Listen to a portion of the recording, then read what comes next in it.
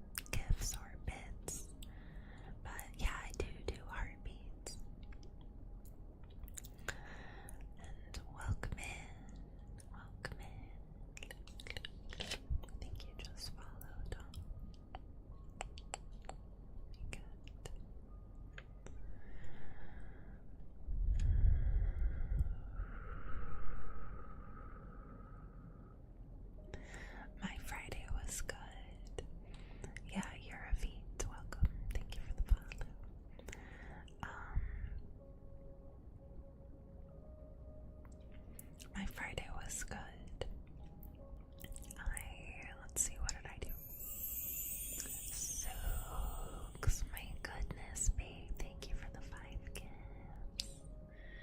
You sweetie. Thank you, thank you.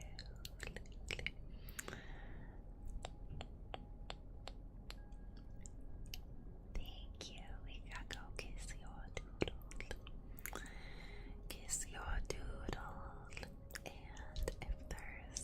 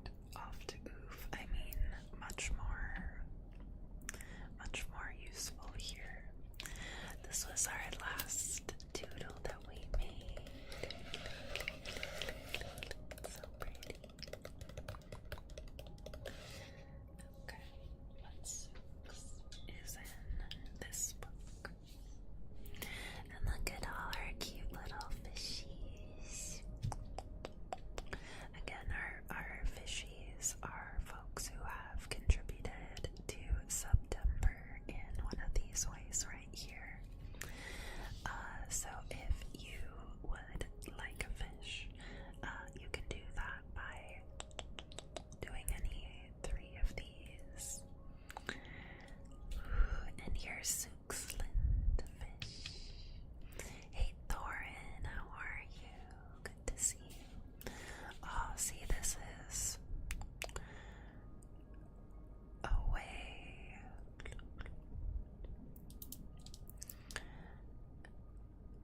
Hey Hassel, let me know if this is like not easy to do, but could you maybe, just so our YouTube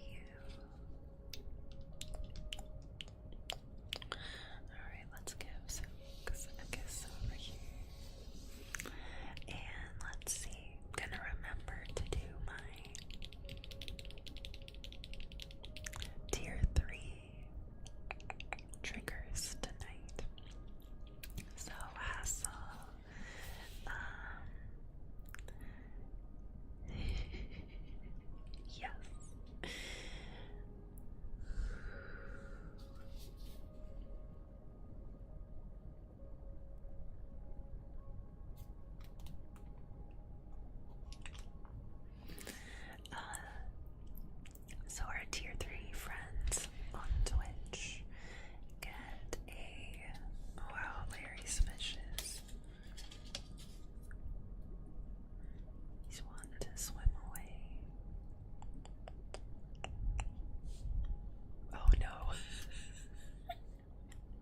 That's okay. I was like, did Larry say something? I can't imagine. All good, babe. All good.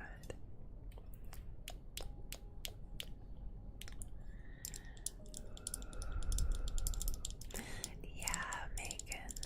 So, these are my doodles. Our big gifters and supporters all have like name doodles, and I guess you can't see, but over on the Twitch side, our friend Zooksland just gifted some suppies, so we do kisses for our gifters. Waffle, hi babe. Hello, hello, hello, hello, hello. Hello.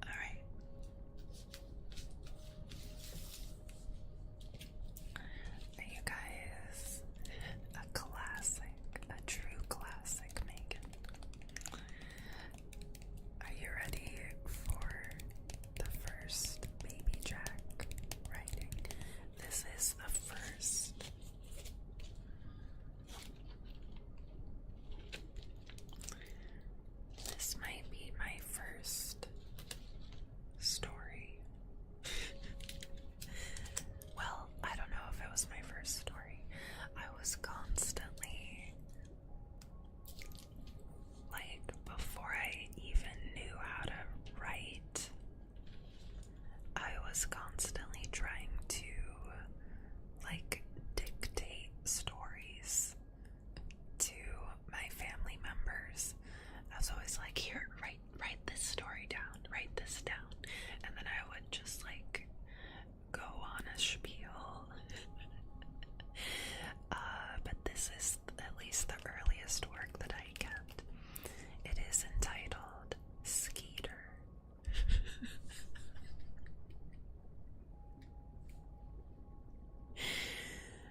One second, let me adjust this mic.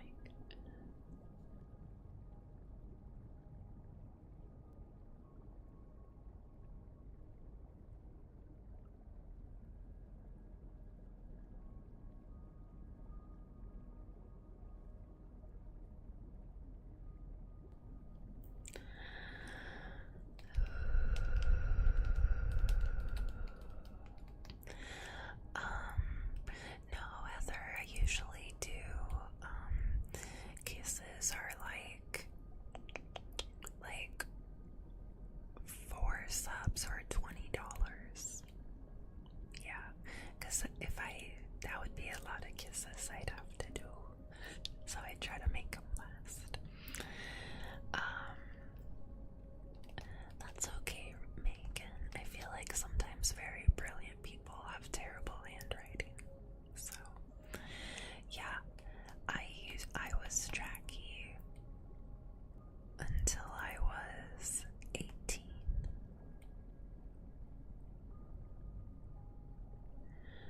When I turned 18, I was like, it's okay, Heather, it's okay, sweetie. Yeah, but this is like cumulative too for the whole month, so you don't have to do it all at once, you just work up to it. Yeah, I was Jackie until I was 18, and then at 18 I was like, it's just Jack. Just Jack from now on. So, yeah, all of these works that I'm gonna read to you tonight. Oh yeah, so that's a good idea. All of these works I'm gonna read to you tonight were written by Jackie. Alright. Skeeter. Skeeter.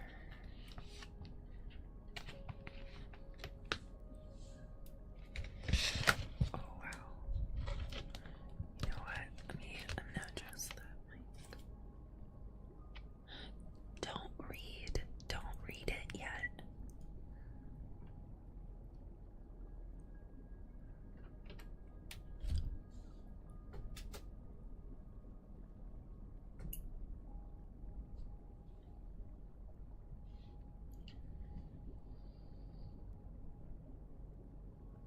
Okay. Once upon a time, look at my beautiful illustration. Once upon a time, there was a mosquito eater. Mosquito eater is what we called green flies. Later in life, I realized that they were green flies, but when I was a little kid, I was like, those ones eat the mosquitoes. I don't know where I got that. Need a personal mosquito eater, right? Wouldn't that be awesome? Like, can we hire some mosquito eaters? His name was Skeeter. He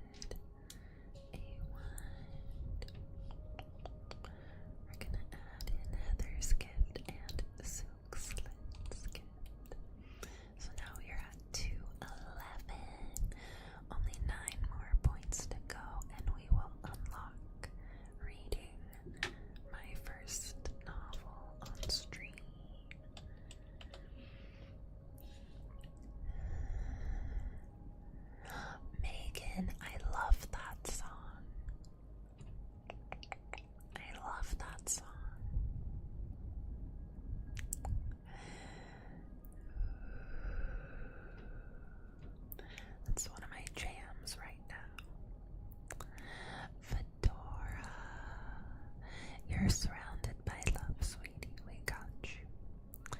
We got you.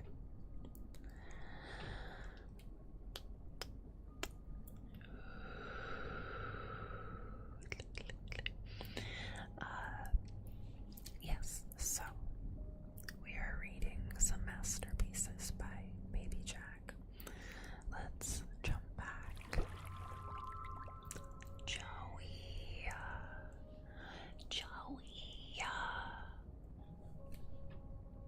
You heckin' sweetie with the 2 tier 3s. Oh my goodness. Babe. Thank you. That's 12 points because tier 3s are worth 6.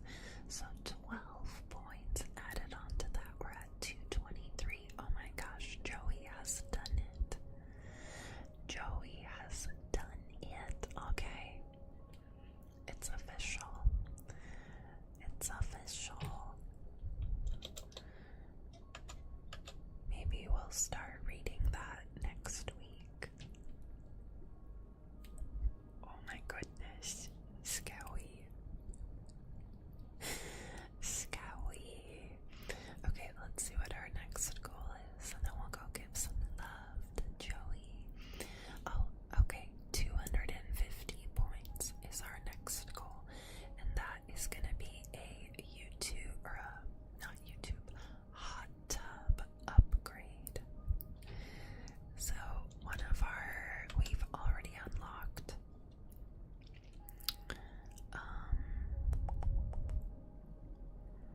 we've already unlocked mermaid hot tub. This goal is like to level it up and make it into like a full mermaid cosplay. Not just a simple like mermaid hangout, like a full mermaid experience. So you guys will get to vote on what character you want to mermify for that.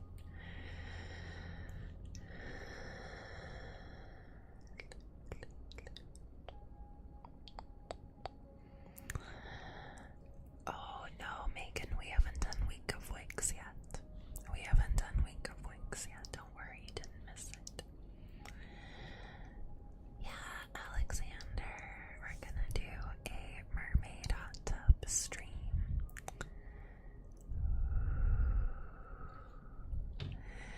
Okay, let's finish Skeeter. And then we'll go kiss Joey's doodle. Alright, so we were reading about Skeeter. His name was Skeeter. He was big. Very deep. Very deep. Notice how I'm writing in the third person omniscient.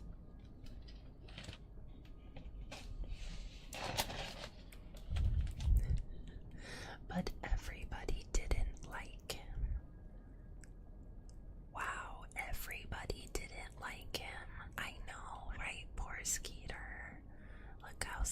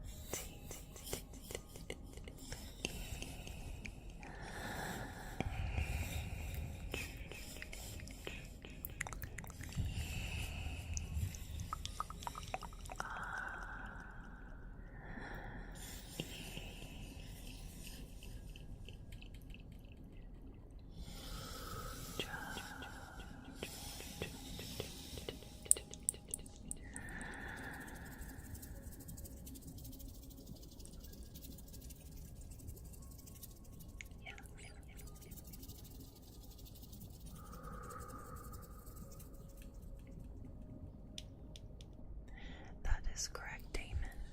Yeah, so I was one of the people who used to ignorantly call it a mosquito eater. But yeah, they're just big, clumsy, daddy long legs with wings, basically.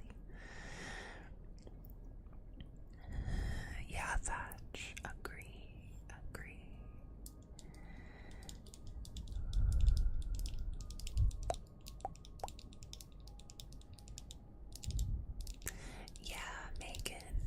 Making note here. That's the username of one of our gifters on Twitch who just gifted.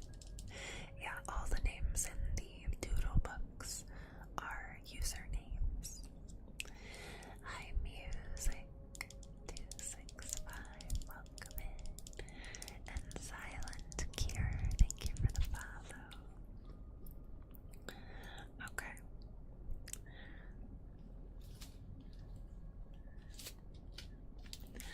The next, we're not going to start it right now. We're going to pause and do some triggers for our gifters and tier 3s. But let me show you, I'll give you a little preview of the next Baby Jack work that we're going to read. This is, wow, look at this. Is that the Roxy symbol? But this is my book of poetry. Pretty sure this is from 6th or 7th grade. That's my grandma. That's my brother. This was one of my best friends at the time. This must have been 6th grade. This looks like 6th grade camp. And this was my cat. And these were just cool illustrations I cut out of a magazine. Wow, yeah, 11 friends watching over on YouTube. Thank you so much for being here. Yeah, so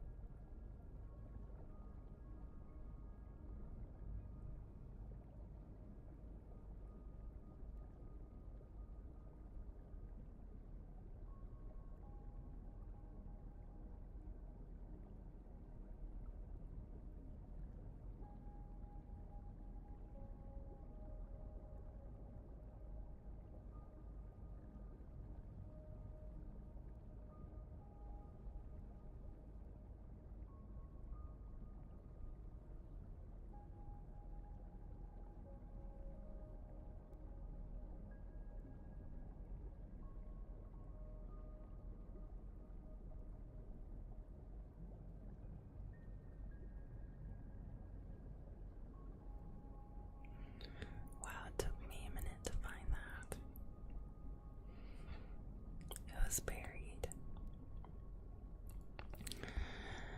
Oh wow. With the 3-man shadow. Wow, I don't know what that means, but it sounds very exciting.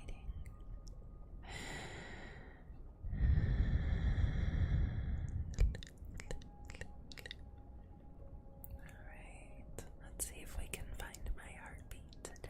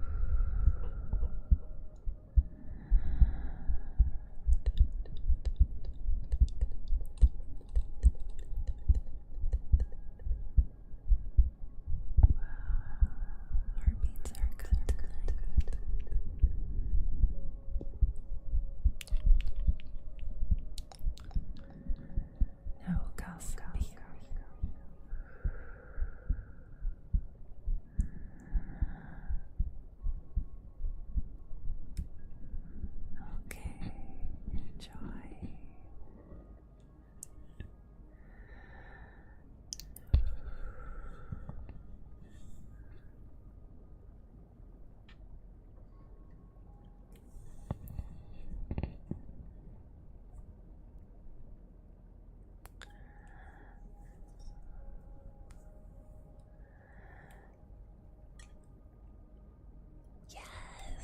Yes, Larry, definitely.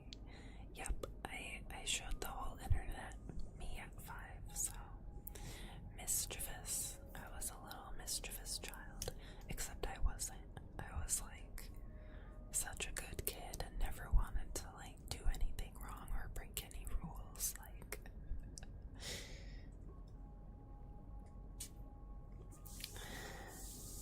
oh no, it's true. It was bad. I was a compulsive, like, rule follower, people pleaser. You know, not dissimilar from the way I am now. Yeah. Let's do some cork tap and frazzle, and then we'll read some poems. And the last Baby Jack work we're gonna read is actually like a full story.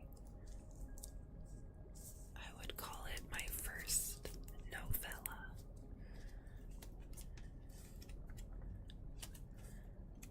That I wrote in like 8th grade. So it's like actually a full story. So it'll be a little bit more interesting. But first,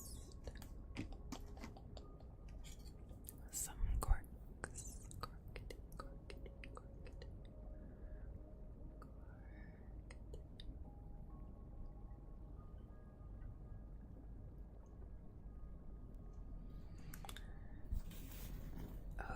Okay, enjoy, Damon. Enjoy, Danae.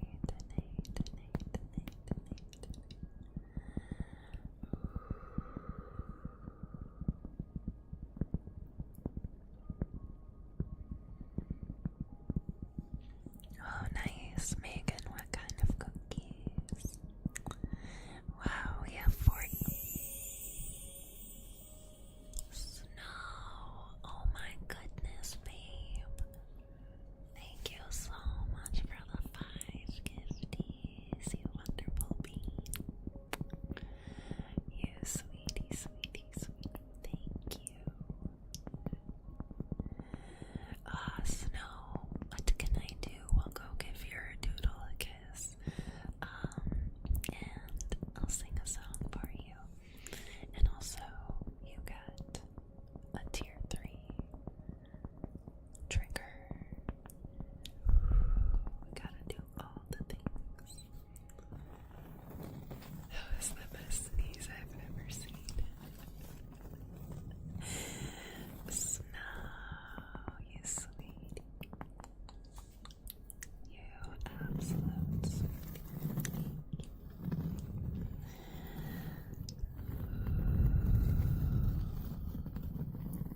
Wow, okay, so we get to add 5 more points to our total.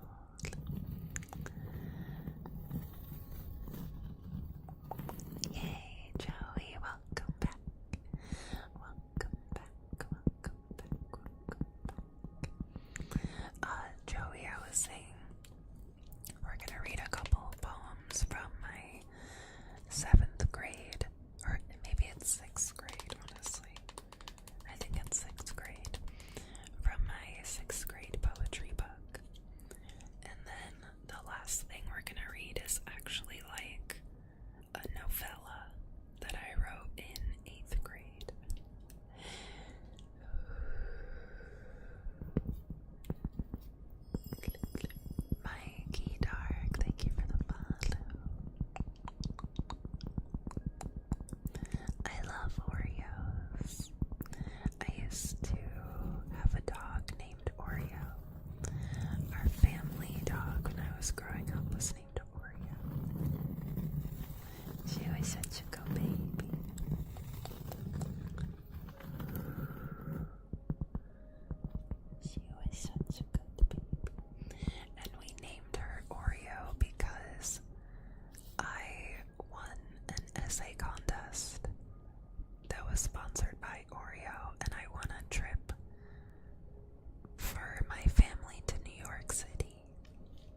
True story.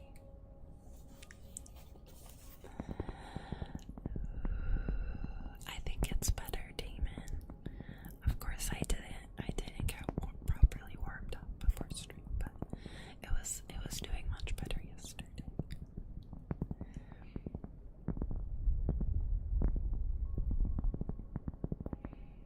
Oh, oatmeal, cinnamon raisin, yummy. Okay, so no, that makes total sense. That makes total sense, babe.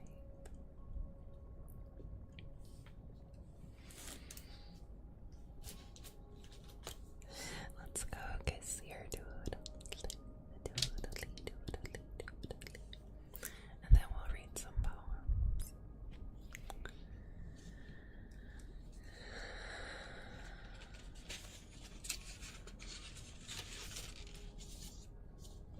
Wow, I'm gonna have to update the doodle index. Goes with your tea, all of me, sure. Let's do all of me. And that's the song you're choosing for snow. Gotcha. All of me, that's it.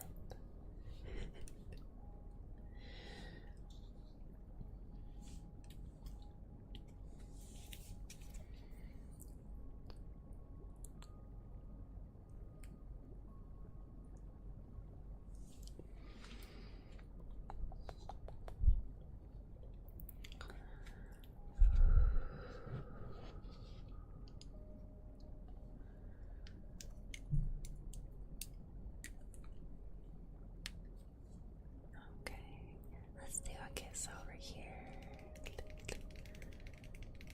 Oh no, Damon. Hope everything is okay.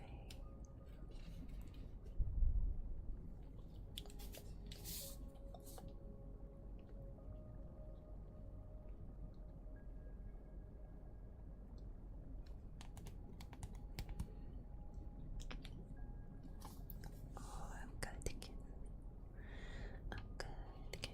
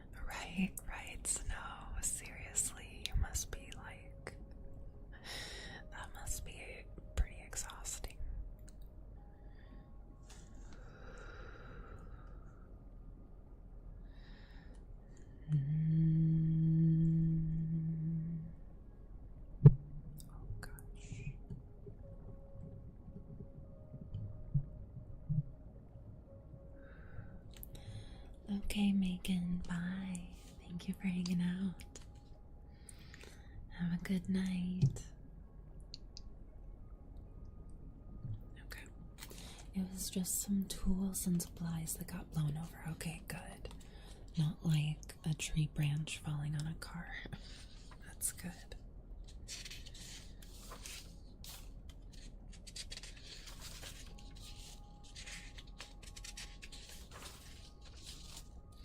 At the front of my book, which I am not going to put every page in the overhead because it has my name on every page. But we have our literary definitions and vocabulary.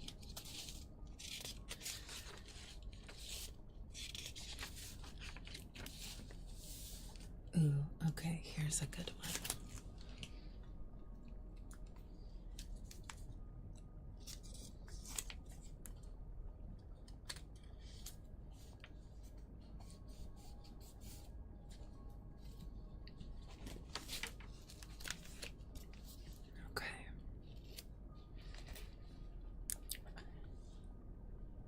Kind of hard to read, but here, I'll lift it up a little bit.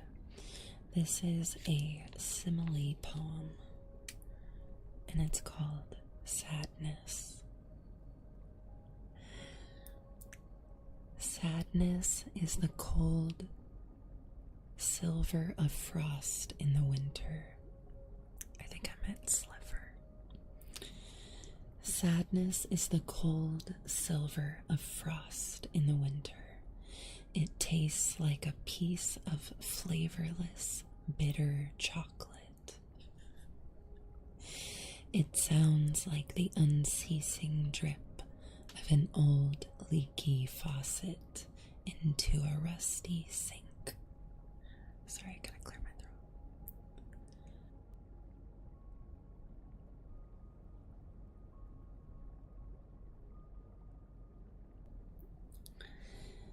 It smells like the putrid, acidy stench of gasoline. It looks like a freshly ripped pair of pants on the first day of school. Sadness makes me feel like an abandoned child, unable to find a way home. Wow, that's so sad, baby Jack. Okay, dark right out of the gate. Let's see what else we got. Something a little more happy.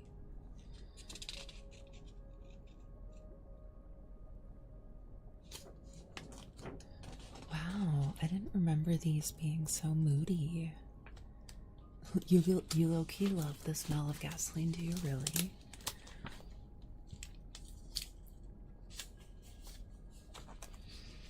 Okay, this is another kind of sad, moody one. But my teacher wrote, look, you can see, she wrote, excellent. 30 A+. This is called Neglected. I was an unnoticed puppy who had not been fed its usual breakfast.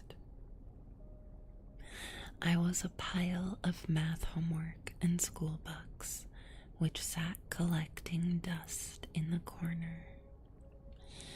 I was a shiny, new white blouse thrown to the back of the laundry pile after one day's wear.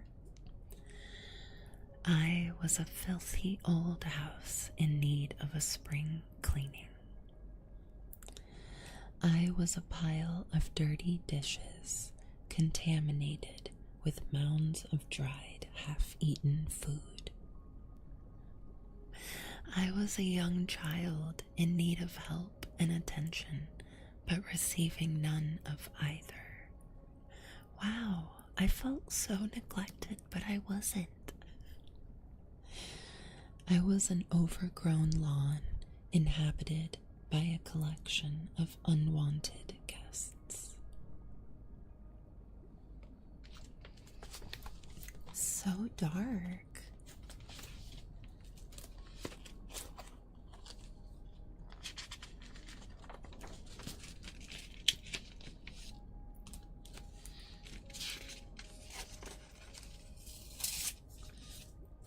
Thanks, Hassel. Okay. Here's a happier one. Here's a happier one. You guys, just to clarify, I wasn't neglected as a child, okay? I did have some things that made me very anxious, but I had a lot of love in my life. Like, this is just me being dramatic. Okay, this one is called The Dancer. I danced as a kid, so I did a lot. Like, the book I'm gonna read is called The Dance.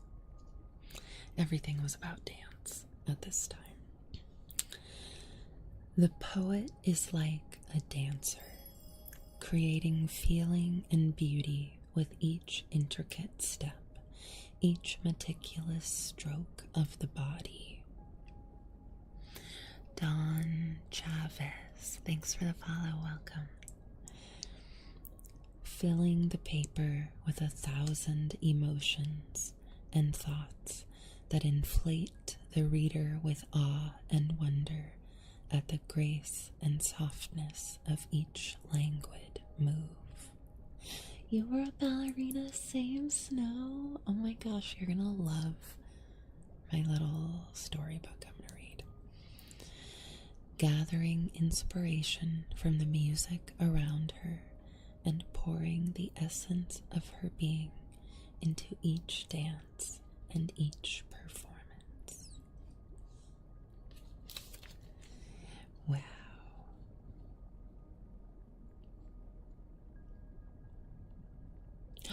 Did you really, Snow? Oh my gosh, that's so cool. That's amazing.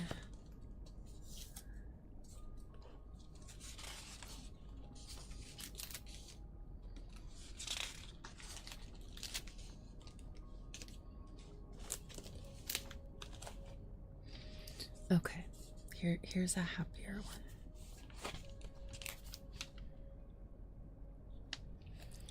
This one's called Friendship.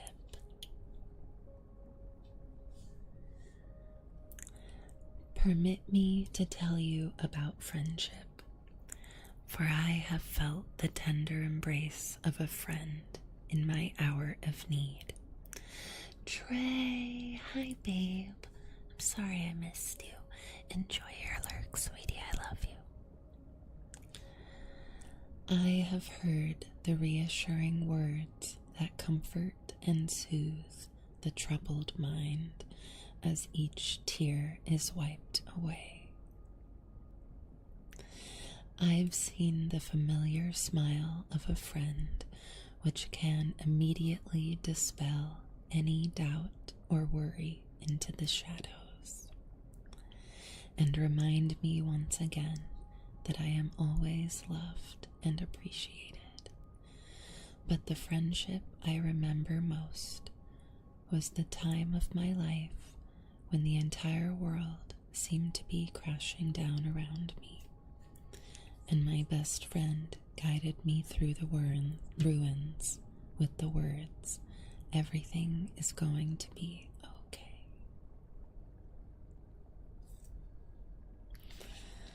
Aww. I think what was I talking about there? I'm trying to remember.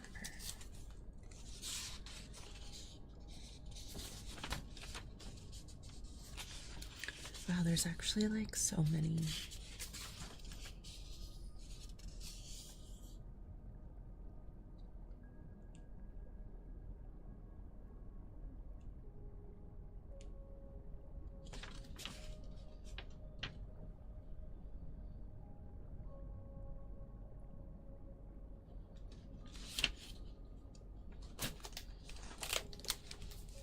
Okay.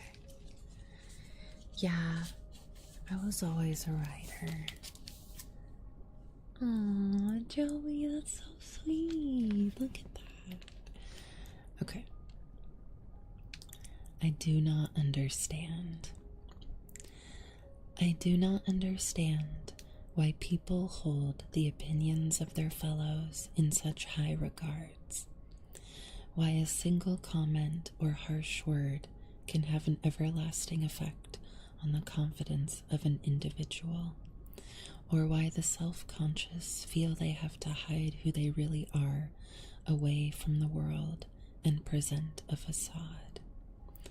But most of all, I do not understand why we willingly accept the opinion of a judge to be an accurate measurement of our abilities and talents.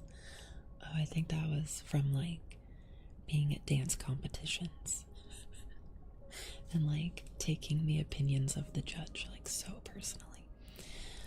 What I understand most is the burning and unquenchable desire to be accepted, to have all of those embarrassing mistakes and quarks be forgotten, and to finally be considered part of the gang. Hey NFS, how are you, sweetie? Good to see you. Yeah, those embarrassing quarks.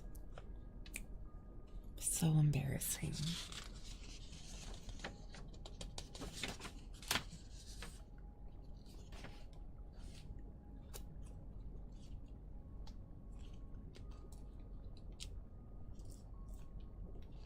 Aw, wow. I forgot how many there are in here.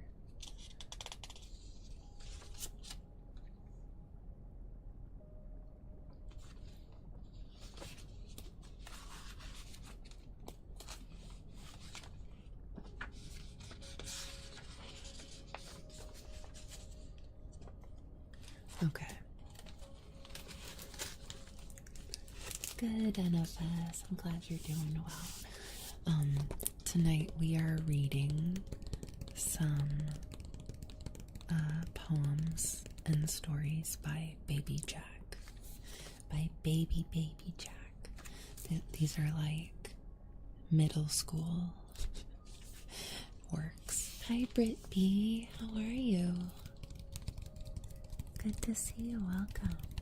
Okay, Joey. I think we'll do like 2 more of the poems, and then we'll pause and sing some songs for our gifters.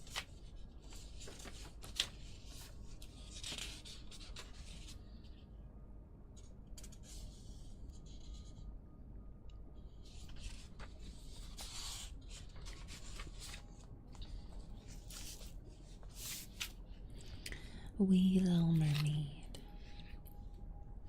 Oh, thank you, Britt. I appreciate it.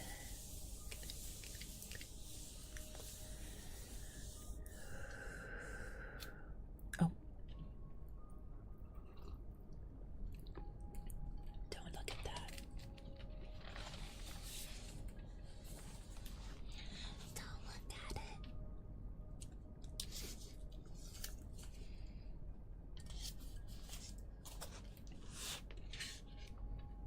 Oh, thank you, asshole. You're like, oops, Jack. Oh. Okay, this one is about my grandma, who was really wonderful.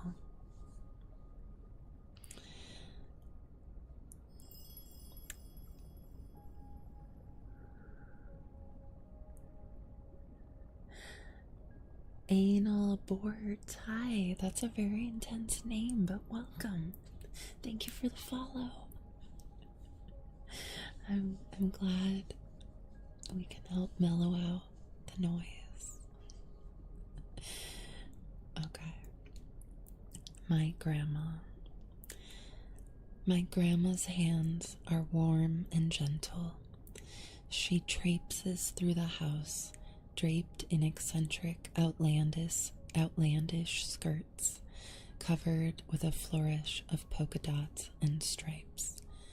The wrinkles on her cheeks and eyes grow more defined with every laugh, and although her spirit is wild and strong as the day she was born, Her body grows weaker each day.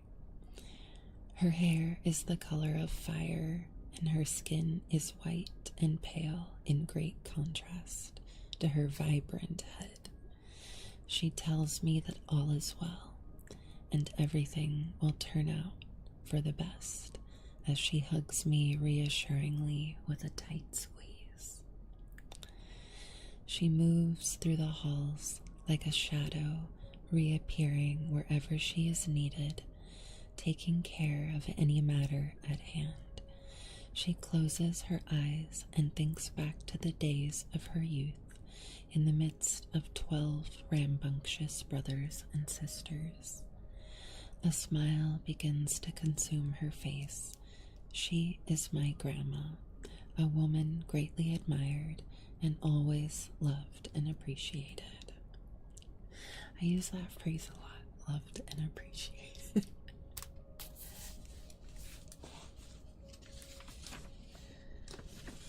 Okay, we'll do one more. One more. Ooh, this one for sure.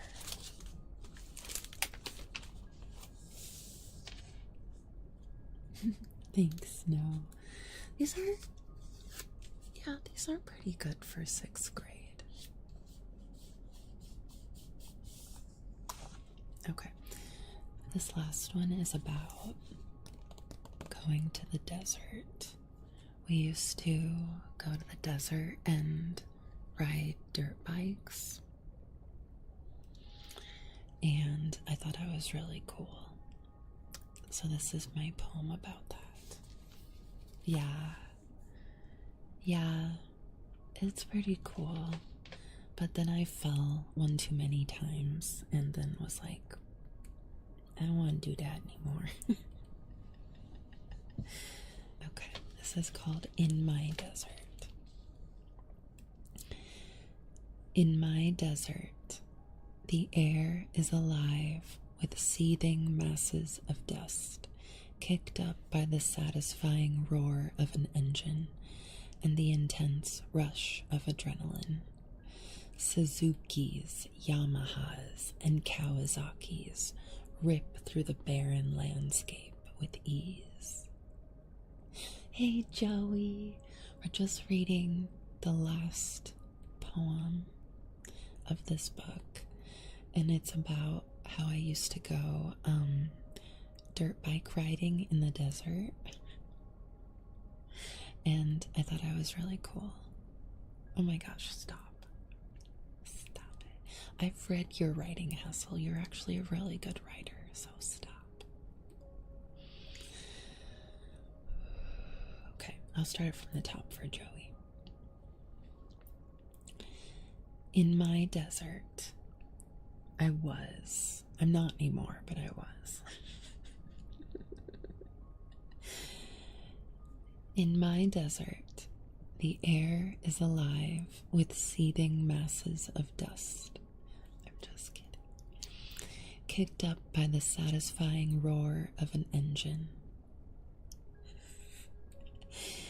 and the intense rush of adrenaline.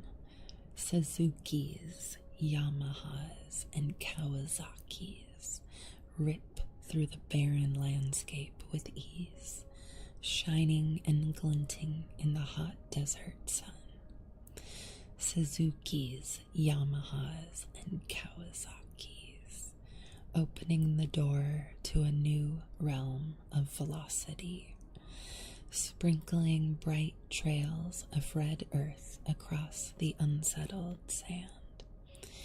Each motorcycle is unique, as are their riders, who have turned this desert into a gathering for all races and nationalities. These people come to the desert to be with themselves, to forget their troubles and be one with the earth and the sky, merging into the very ground as they race across the open plain. Oh, save us from the risk of a crash long awaited. Save us from the belief of immortality and safety unconsidered. Let the familiar sounds of the engine ring through the air, as wild and free as the roar of a beast untamed. Interesting how I bring in, like, but let's not crash, let's be safe, but also we are untamed beasts. We are here for the rush of adrenaline and to merge with the landscape, but also, let's pray we don't crash.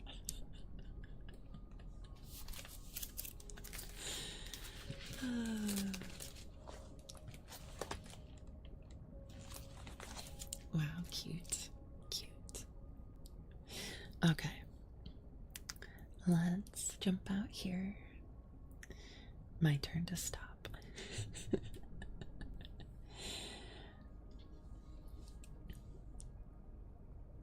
Being an untamed beast, but being able to control it. Oh, yes, dirtbag. Wow. I feel like you just like picked up what Baby Jack was putting down. You're on the level. You're on the level. Okay, let's sing All of Me and Joey. Would you like me to do your song, or would you like a different one tonight?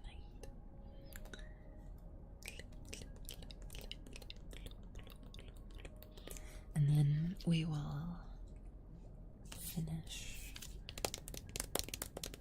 the night with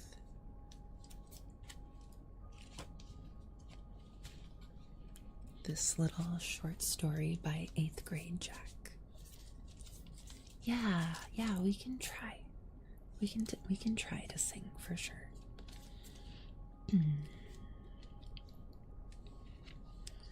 me do a little.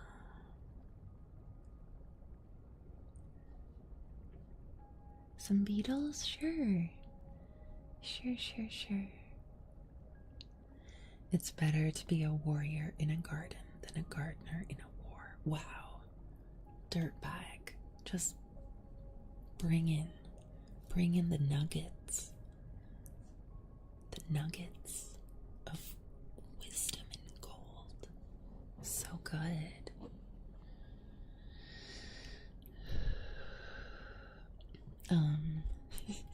Yes, that's definitely pin-worthy. Joey, do you have a specific Beatles in mind, or is it just whatever I'm feeling?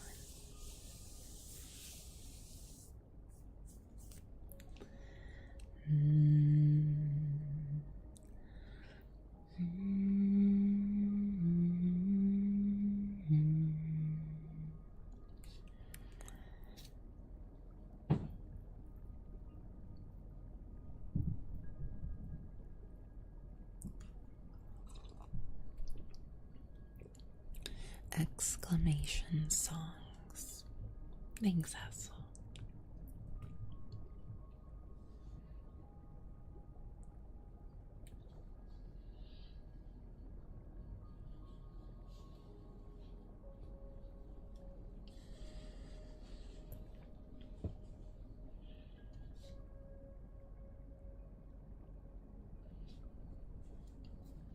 Ghosts.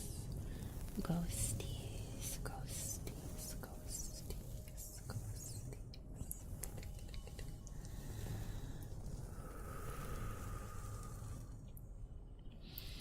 Snow, my love, are you still with us?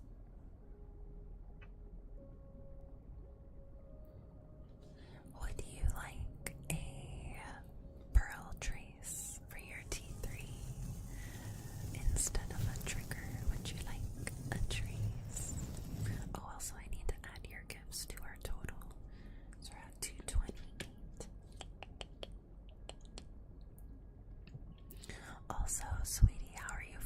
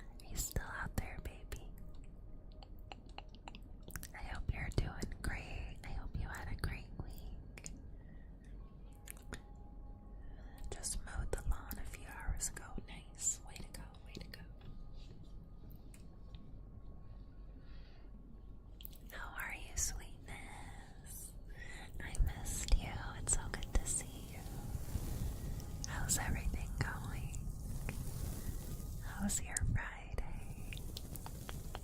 We're just about to sing a couple songs. Yeah, y'all.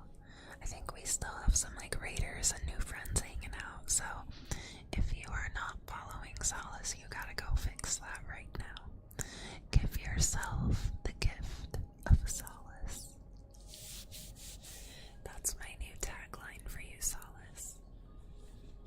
Give yourself the gift of solace.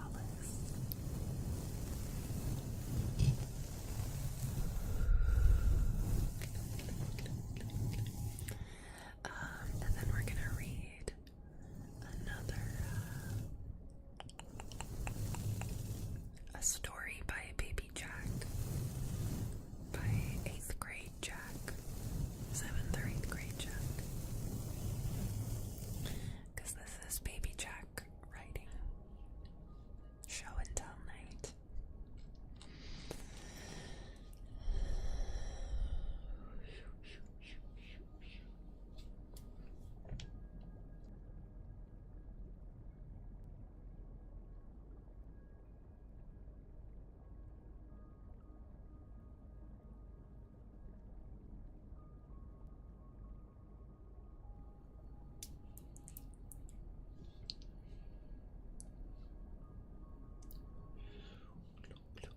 Okay.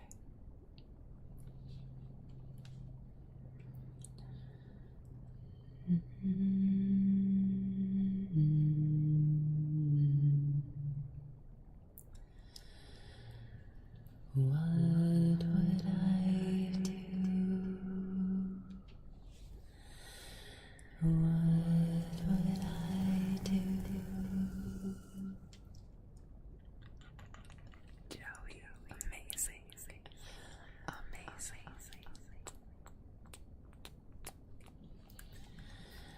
What would I do without your smart mouth drawn me in and you kicking me out? Nice. You've got my head spinning. No kidding. I can't pin you down.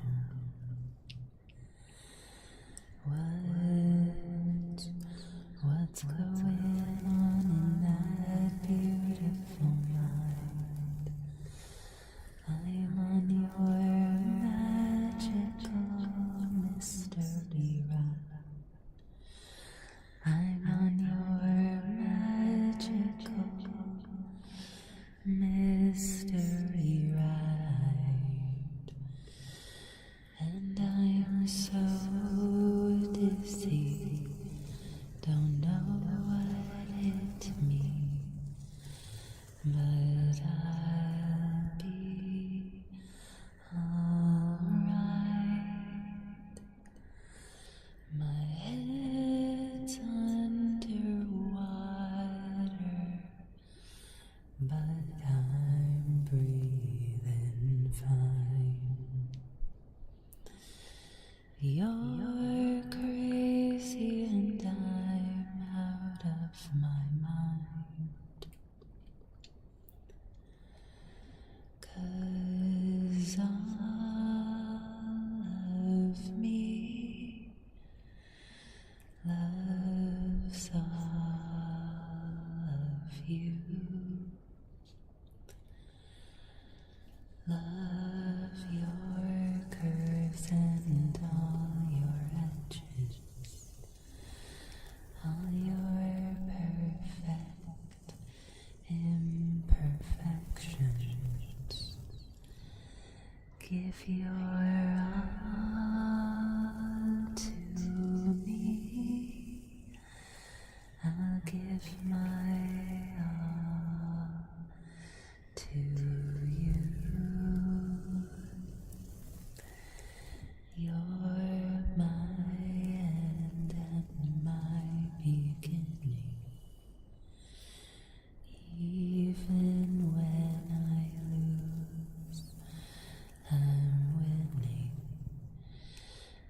I give you all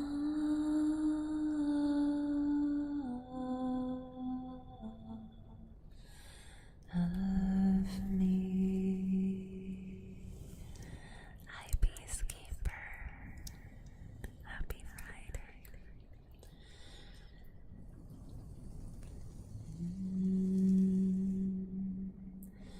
And you give me all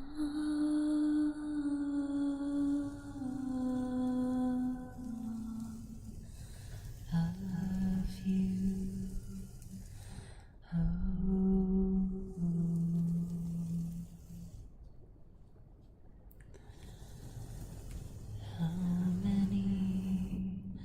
How many times do I have to tell you?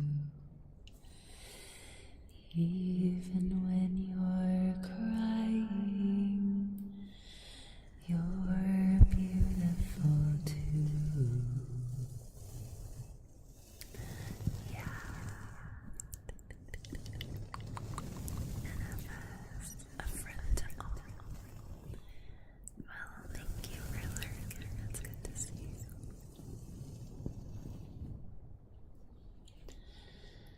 The world is beating you down. I'm around through every mood. You're my downfall. You're my muse. My worst distraction. My rhythm and blues. I can't stop singing. It's ringing in my head for you. My head's underwater, but I'm breathing fine. You're crazy and I'm out of my mind, 'cause all of me loves all of you.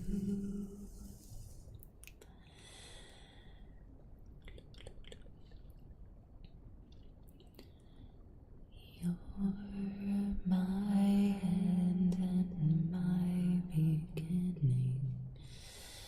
Even when I lose, I'm winning.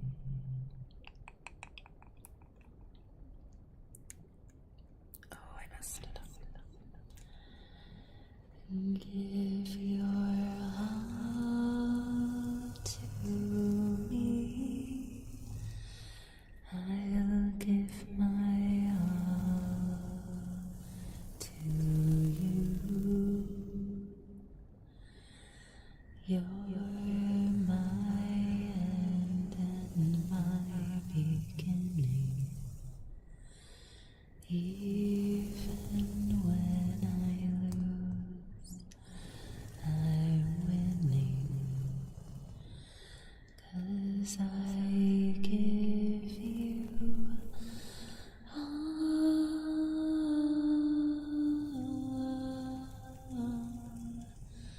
of me.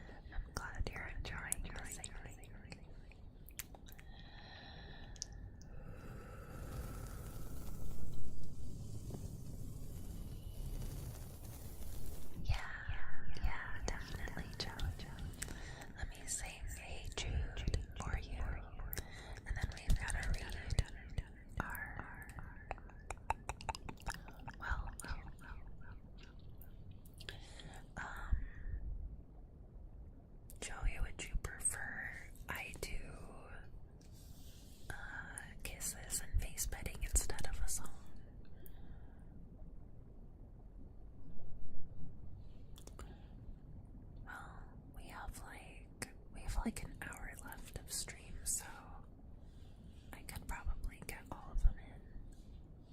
Just want to make sure I read. Let's sing Hey Jude, whichever you prefer. No, I could do all of them. I could do all of them. You deserve all of them, so we gotta do all of them. Maybe we can just save the kisses and the face petting for the end, if that's not too late.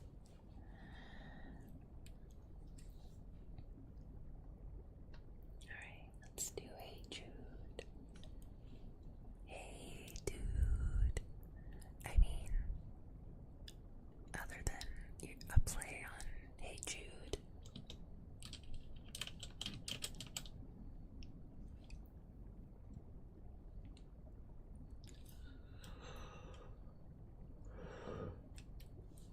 Oh wow, gurgle yawn.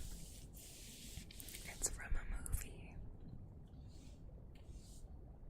that I've seen and I guess you haven't. Imagine that. I maybe have seen it. I mean, hey dude. Like, I feel like a lot of people say that in a lot of movies. Do they not?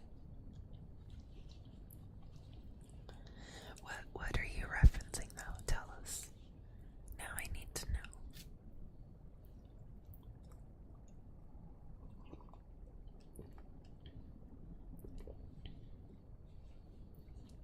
Yesterday. Oh, is that the one? Yeah, is that the one where the guy like pretends he wrote all the Beatles songs? I may have seen that one. Yeah, okay. Yeah. I have seen that. And he like does a sing off with Ed Sheeran.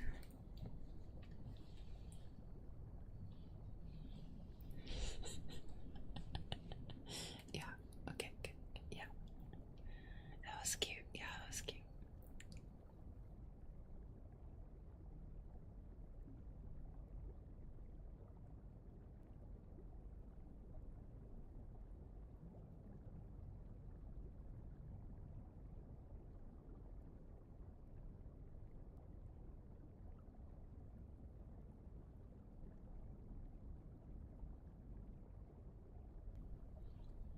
Wow, I'm a yawny mermaid tonight.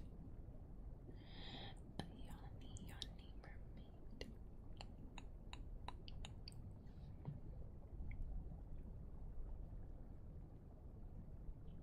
Okay. Hey Jude. Yeah, Larry, it's like a movie where the Beatles didn't exist, and so a guy who knows, was just a Beatles fan, pretends he wrote all of them, becomes famous. pretty good hack. We'll keep on with our fluffies. Saja Rue, thank you for the follow. Welcome in. Especially for buttholes. Yeah, my booty just vibrated 1 second.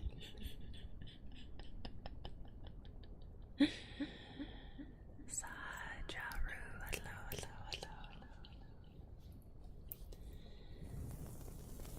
Hey Jude, hey Jude, don't make it bad. Take a sad song and make it better. Remember to let her into your heart, and then you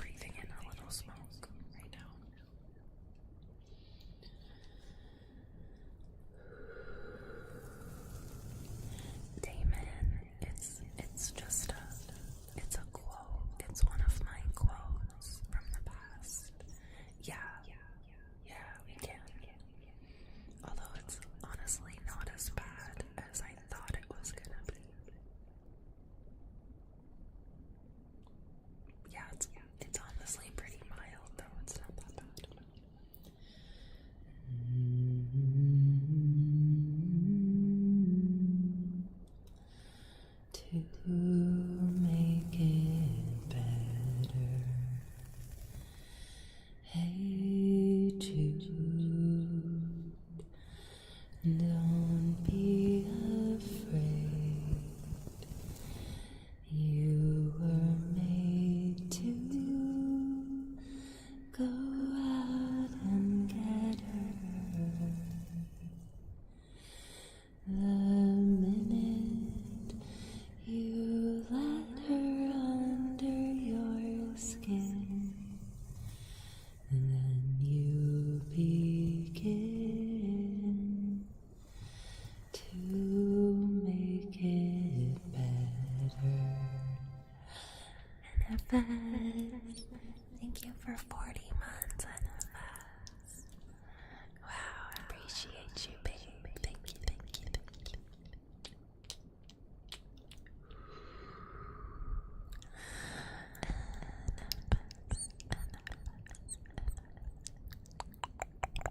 Thank you, sweet.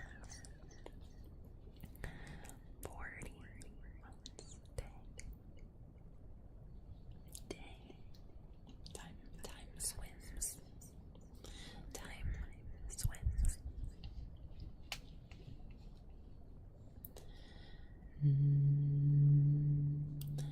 And anytime you feel the pain, hey Jude, refrain. Don't carry the world upon your shoulders. For well you know that it's a fool who plays it cool by making his world a little colder.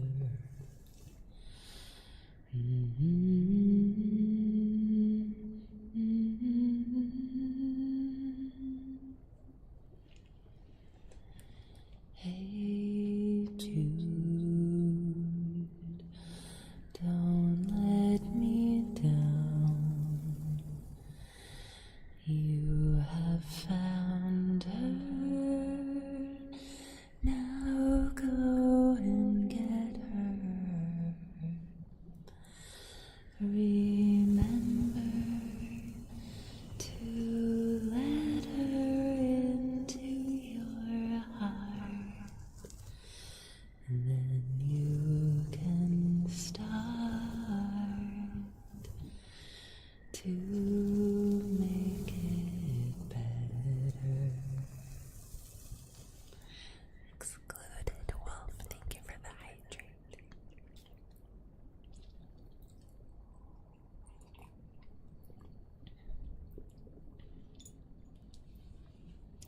Oh, gotta add NFS to this. To that total, so we're at 229. Don't let me forget.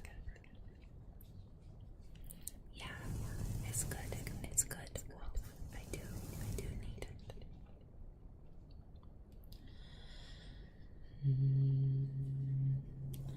So let it out and let it in. Hey Jude, begin. You're waiting for someone to perform with. And don't you know that it's just you? Hey Jude, you'll do the movement you need is on your shoulder.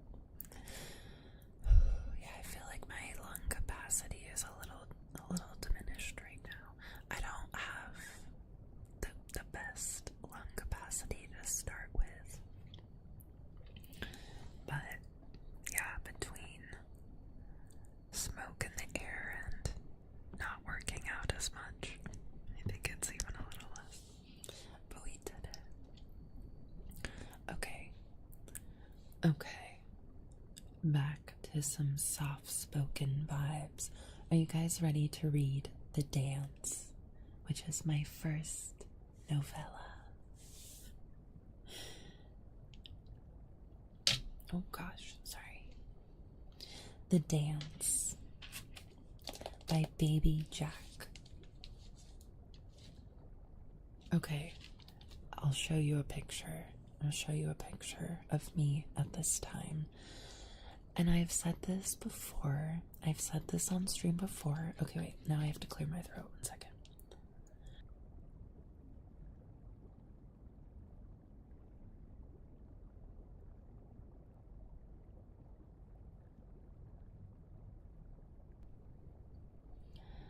Hades, you ready? You excited too? Okay. I've said this on stream before, but in middle school, I went through this phase where I didn't know what to do with my eyebrows.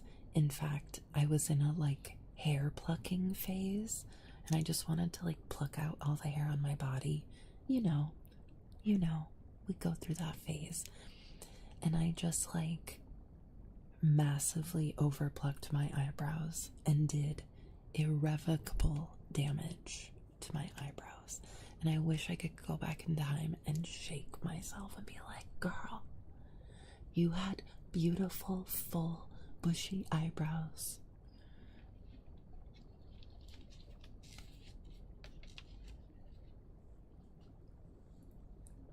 There's Baby Jack. You can't really see, they don't look terrible. Oof. Here. Do you see what I did to myself? See how skinny those brows are on the ends? Wow,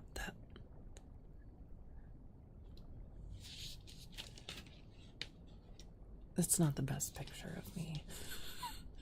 I feel like I'm a lot cuter now. But girl, what did you do to yourself? Okay, that thing is doing again me. What did I say it was? I think it's the throne. Yeah, it's the throne alert. Okay. Yeah, I think that was my 7th grade picture. Alright, so The Dance. Here we have some praise. A book that will stay with you always. Beautifully written, deeply moving, and extremely inspiring, says the Wall Street Journal. And finally, a very moving book from the Los Angeles Times.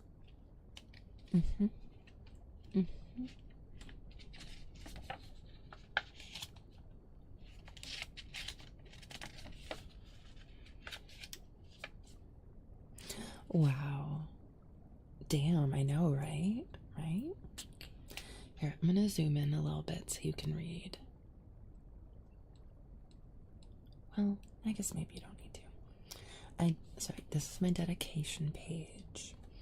I dedicate this book to my mother, who has always been the wind beneath my wings. She supported me when I was in dance and taught me to follow both my heart and my dreams. Oh, wow. Oh my gosh, look at the cute pupper. Okay, here we go. The atmosphere was cool and crisp, the last dregs of fall at last ready to crumble into the undeniable cold of a New York winter. Colorful and vibrant scarves and sweaters were beginning to re-emerge into everyday wear, splattering the streets with bursts of red, blue, and green amidst the monotone dullness of business suits and whatnot. Yes, the cold is definitely on its way, Mrs. Mason thought resolutely to herself as she proceeded on her daily walk, down the sidewalk, her old beagle, Badger, meandering contentedly along beside her. Badger was an old dog, rounding the bend on 16 years of age. Wow. Arthritis thrived in his aching joints, and his tail hardly had any wag left in it. But Badger was a genuinely sweet dog, and Mrs. Mason adored him dearly. It's a pity Stan isn't here to enjoy this. It's a pity Stan isn't here to enjoy this, she thought longingly. He always did love the city at daybreak. She breathed in deeply and heavily, relishing the intoxicating electricity of the city that inflated her lungs and colored her etched and wrinkled cheeks with rosy hues. And then, oh! Mrs. Mason gasped agitatedly as a young woman pushed quickly past her. Young hooligans, the old lady grumbled, irritated at such rude behavior. Hey, Aries! Over on YouTube tonight, look at you. Hi, cutie. I'm just reading. One of our September goals was reading some Baby Jack writings, and this is my first published novella. It's called The Dance, and I wrote it in the 7th grade. You're just in time for the first page. So this is kind of a trick opening. I thought it was very cool to start with this old lady character, and then my main character is actually this young girl who rudely rushed into her. So now we're switching to her story. Hi, Lady Ginger. Good to see you. How are you tonight? Okay, so this young lady just bumped into Mrs. Mason, and now we're switching into her story. Emma Nicole Talbot was late. She ran as quickly as she was able to against the resistance of the heavy pink duffel bag that hung from her shoulder. She'd lived in New York ever since she was 10, when her parents had finally decided to divorce. She and her mother had resolved to start over, just the two of them, and they had moved to the city to begin a new life. Now she was a young woman of 18, just out of high school, an aspiring dancer, no less. Everything was about dance with me at this age, as we've said.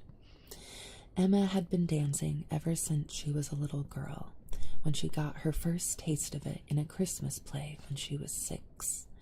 She had delightedly played a dancing snowflake, twirling spontaneously under the spotlight in the tiny auditorium. Nice, lady. Hell yeah.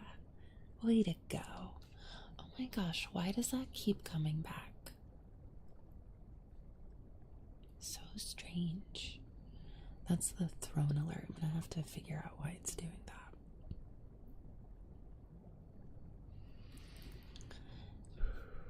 Just remember, I wrote this in 7th grade. Okay.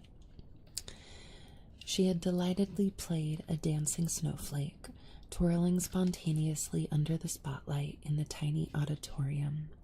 Now she practiced ballet.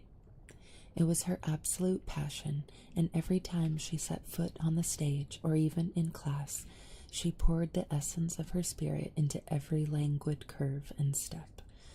But Emma was not concentrating on her childhood play or even her love of the dance. All that was in her mind at this particular moment was the fact that she was late for dance class.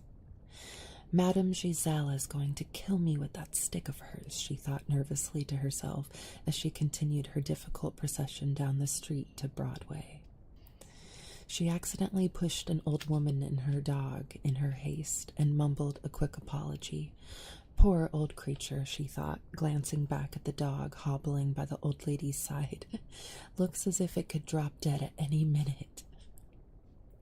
Poor Badger.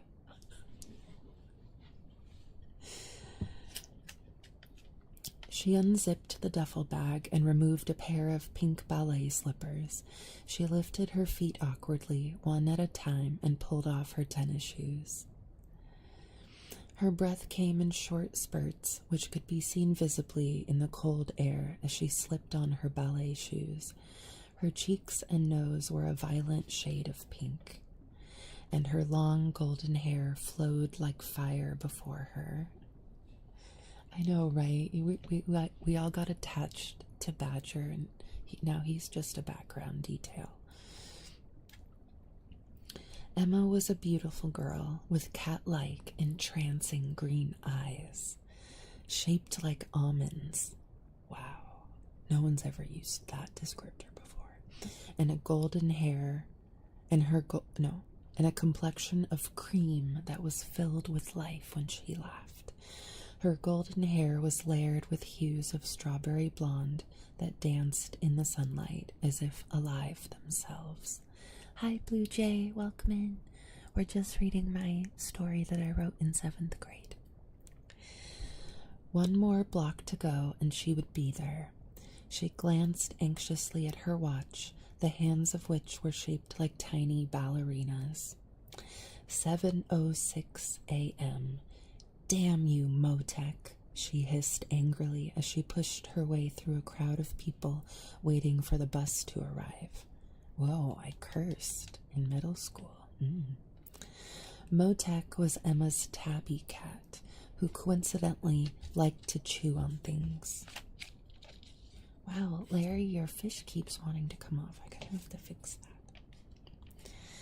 This morning he had delved behind her bed in search of God knows what, only to discover the cord to the alarm clock hanging limply, like perfect prey. Emma had slept in until 6:45 and then awoke in a panic, hyperventilating, rushing to gather her things, and Motec had sat back and watched her the entire time. She could have sworn he was smiling. At 7:10, she reached the door of the studio. The word steps was scrawled across it in peeling gold letters, surrounded by silhouettes of dancers in mid-move. She hurriedly rushed up the stairs, straightening her blue leotard and pulling off her jacket as she went. She quickly tied her ballet lacings, pulled back her hair, and stepped into the class, stomach coiling and mouth dry. I hope she doesn't notice I'm late. Please, God, don't let her see, she thought desperately as she walked to the bar with as much dignity as she could muster. Steps is an actual dance studio on Broadway. It's very famous, and I actually got to go take a class there when I went to New York on that trip that I won the essay contest for. Yeah, so this is all very written from life. The violin record was playing in the corner by the window. A few of the other girls looked at Emma suspiciously and then giggled, but none of them spoke to her, and the class remained silent. Madame Giselle sat by the record player in the corner, draped in worn and faded shawls. Her trusty, dependable walking stick leaned against the wall beside her, ready to strike at the slightest mistake in technique. Her hair was gray and wispy, pulled back together into an extremely tight bun at the nape of her neck. Her face was etched with wisdom and superiority and plastered with a stern, all-knowing expression, eyes locked unwaveringly on Emma. Emma knew the old woman's indignation would not last long. Although she was stern in her teachings, she loved her students almost as much as she loved the dance, and Emma was a particularly gifted performer. But all the same, her expression gave Emma a guilty feeling in her gut, and she vowed fervently to herself that she would never in all of her life be late again. Damn you, Motek, she thought once more. Ballet class passed sluggishly and agonizingly. However, Madame Giselle made no mention of Emma's tardiness, and Emma, wanting to avoid conflict, followed suit. She left as quickly as possible with a short nod and thank you to Madame Giselle, who stood against her cane, her penetrating eyes still alive with utter disapproval. However, at the corners of her shrewd mouth, Emma could just make out the beginnings of a smile. Oh, how she loved the old woman. She started off down the street in the crisp air that nipped at her bare face, relief flooding through her body. She had been at least expecting a sharp swat with that old cane of hers, but she had escaped punishment based solely on the fact that Madame Giselle adored her so. Her heart was considerably lighter as she hailed a taxicab, and a broad smile played across her mouth. The drive home took at least 15 minutes because of the early morning traffic, but Emma didn't mind. Okay, wait, but she was able to, roll out of bed and run to ballet class through New York City. Okay, clearly I did not understand the scope of New York City when I wrote this. She woke up at 6:45. She walked to the dance studio. She got there at 7:10. It doesn't compute, Baby Jack, but it's a good try. Thanks, Aries. She loved to watch the stirrings of the city in the early morning, always moving continuously. It fascinated her so to watch the cycle of ongoing life that existed in the city, never sleeping. She paid her fee to the cab driver and scurried up the steps to her apartment building. She maybe took a bus. Yeah, maybe she took a bus, but we don't mention that. I think in my mind it was she rolled out of bed and ran down the street. I don't remember. She paid her fee to the cab driver and scurried up the steps to her apartment building. Her mother, Carly, not a skateboard, was fixing a peanut butter and jelly sandwich for herself in the kitchen, still in her bathrobe, watching Martha Stewart. She smiled brightly, seeing Emma through a thick cucumber facial mask. When Emma was bothered or worried, all she need do was look for her mother's smile, and all the wrongs in the world would suddenly rectify themselves. That was the thing she loved best about her mother. Hey, baby, how'd it go? Hi, Mies, welcome in. Okay, I guess, Emma replied. Motek almost gave me a heart attack, but actually Madame Giselle didn't mention it. You're kidding, Carly exclaimed incredulously. Nope, I was expecting a lot worse, but she didn't say anything. It's only 'cause you're her favorite, you know, her mother replied in a thick southern drawl. Oh no, I can't do a southern drawl. None of those other gals could have pulled that off, and you know it. I can't do a southern drawl. Emma smiled fervently to herself and walked to her room, where Motek sat purring happily on the bed. Emma's room had been the same as long as they had lived in the city. Her mother had always wanted to be an artist, and Emma's room had supplied an apt canvas. The walls were covered with flowers and picturesque sunsets and picnics in Central Park. It was a thing of beauty to Emma, and the fact that her mother had created it made it even more precious. Kitty. And it's an orange kitty, too.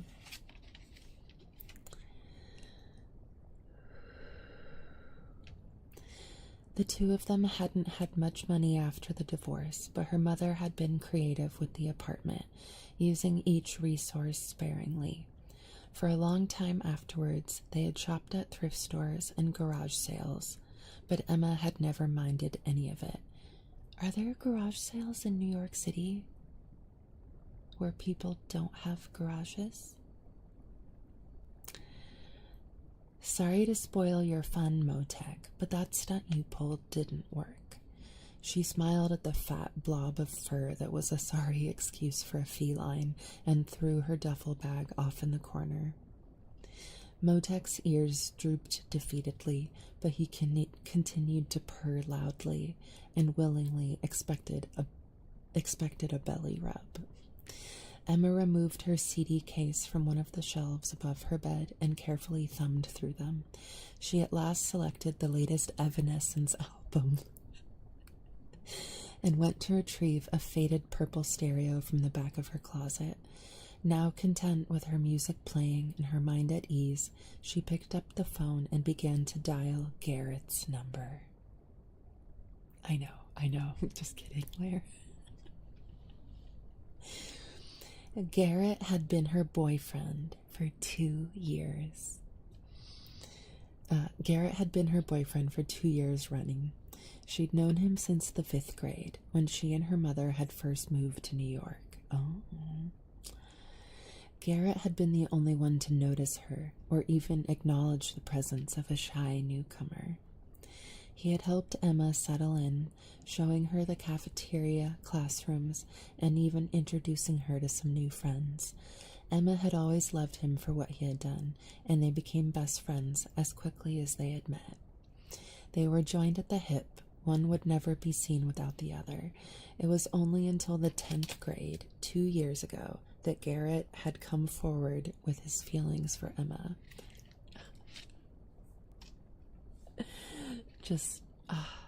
Wow, that band, I know, right? Mind you, I'm 13 writing this. I have not had a boyfriend. I don't know what I'm talking about. Just keep that in mind. He was tall and dark, and something about him always kept Emma on her toes. He was mysterious and he was mysterious and challenging in a way that fascinated Emma to no end. Her hands fit perfectly in his, and something about the way he held her or even touched her suggested an almost fatherly embrace. What the fuck? Okay. Very strange, Baby Jack, but we'll let it go. He was tender and gentle. You don't want your boyfriend to have a fatherly embrace. What?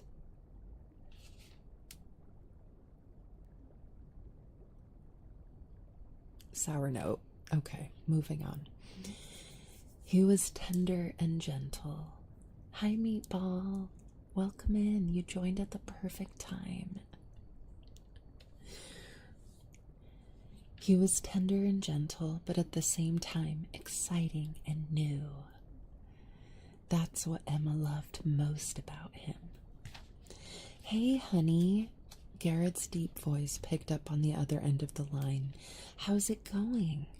Fine, just wanted to call and talk to you, Emma replied, happy at last to hear Garrett's comforting voice. I missed you. I missed you too. Hey, you want to have breakfast today, maybe? Yeah, sure. When? Emma inquired, glad that he had suggested it. How about now? Now? Yeah, why not? You're not doing anything, are you? No dates planned with other guys? You know, I've always thought the coffee guy from Starbucks had a thing for you. Garrett joked playfully. Ha ha, very funny, Emma replied sarcastically. Well, it's true. I watch the guy sometimes, and he always gives you an extra shot and smiles real big when he hands it to you. Okay, so I was in a Evanescence and Starbucks phase. Emma couldn't help but laugh. Garrett could always make her laugh. Okay then, where would your highness like to meet? Lucas, Franco, hi, thanks for the follow. I'm honored that you chose to follow while I'm reading this ridiculous story. Thank you. Where would your highness like to meet? Emma joked back. How about Starbucks? I could really use an extra shot and a big smile right about now. Girl, you do not know what you're talking about.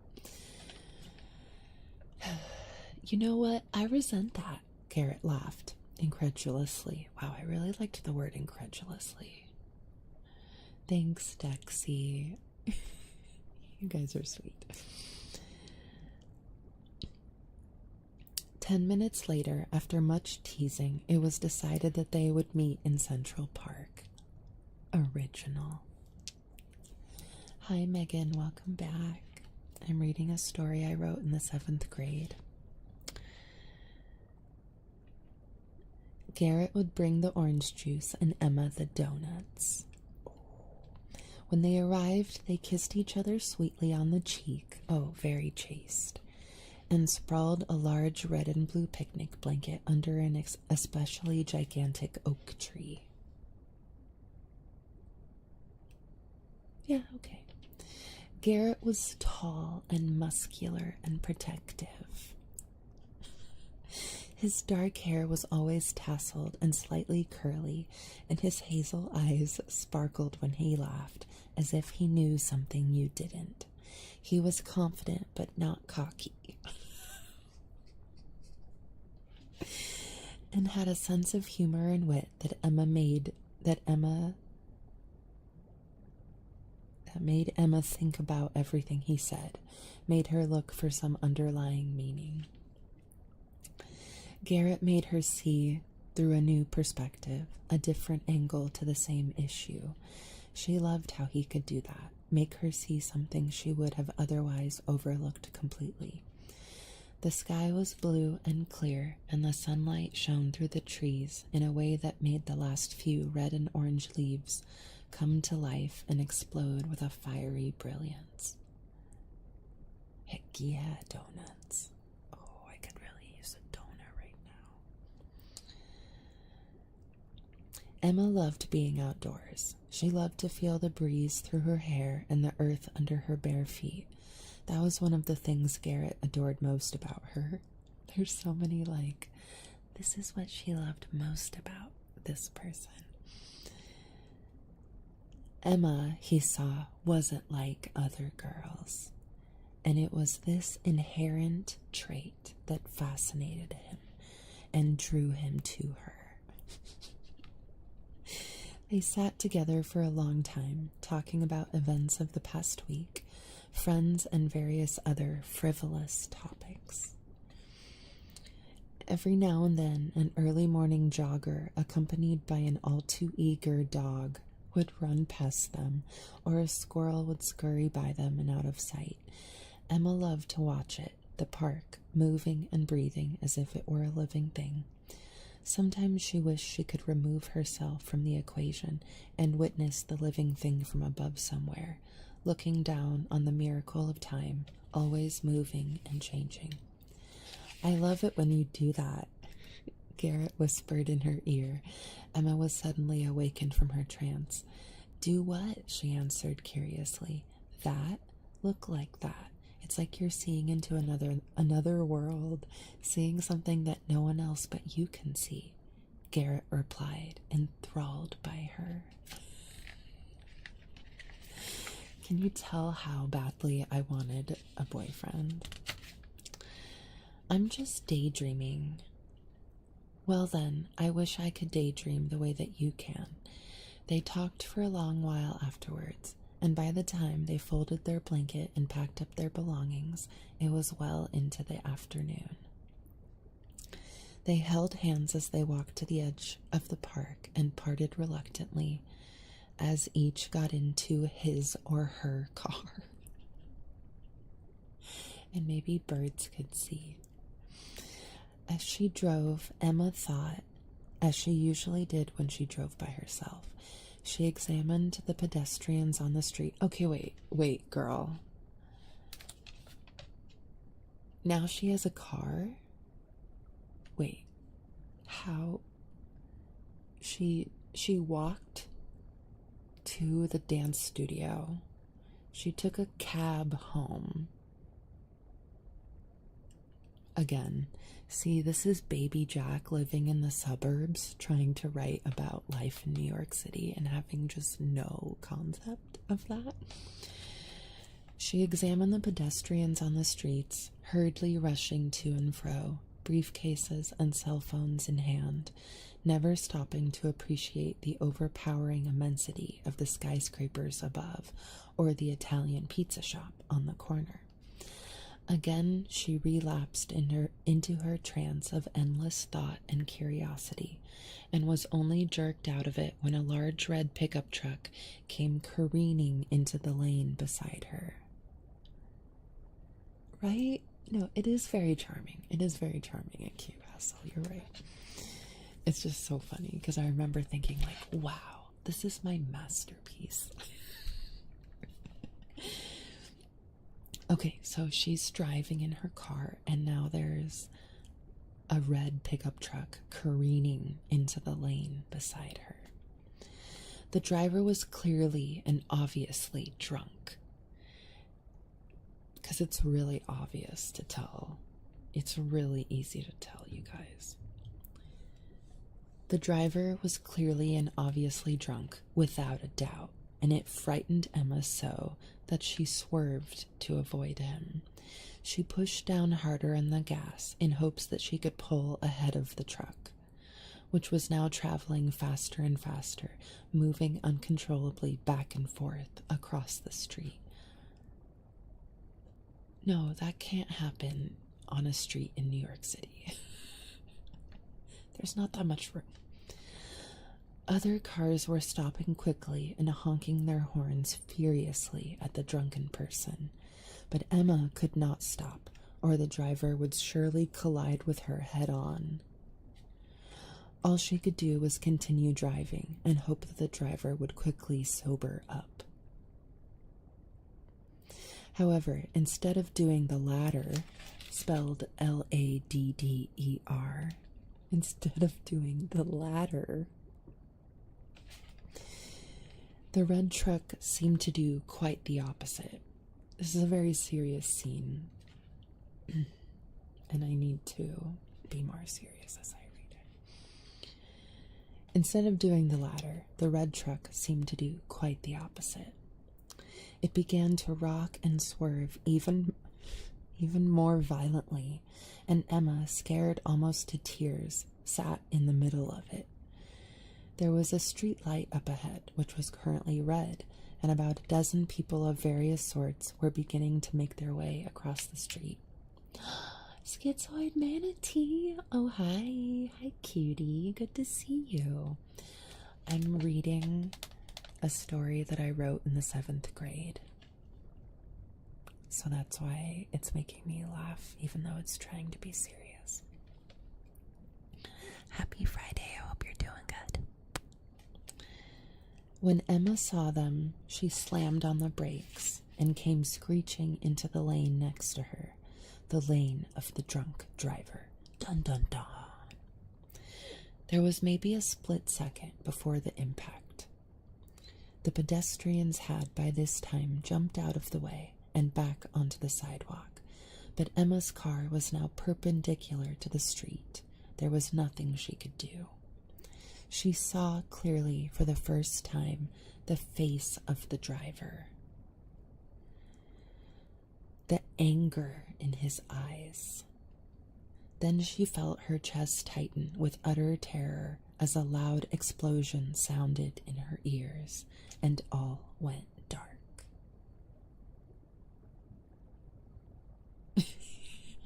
I mean, that's great too. That's another skill set that I didn't have. Okay, our girl just got hit by a drunk driver, and all went dark. Music. There was music. Yes, she could hear it, softly now, almost like a whisper. But it was there, without a doubt, growing louder and louder by the second. Where had she heard that music before? For she had heard it. Manatee. Thank you. Thank you so much for the resub, sweetie. Appreciate it. For she had heard it. It was so familiar, so comforting. A violin playing all alone. One piercing note. Wow, babe. Thank you so much for the 5 gifts.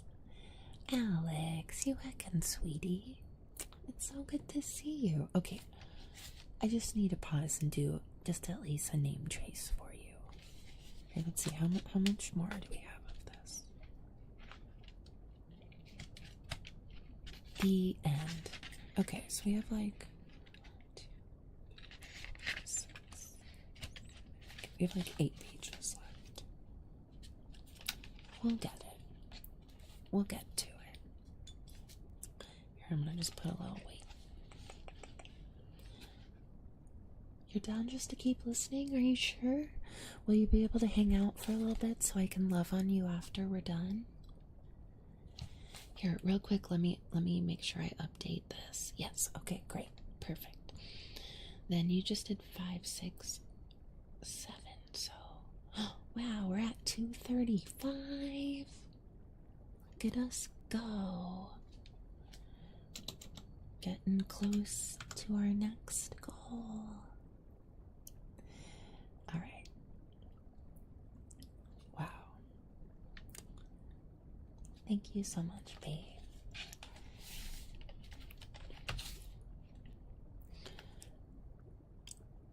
Oh yes, she could hear it now, much more clearly.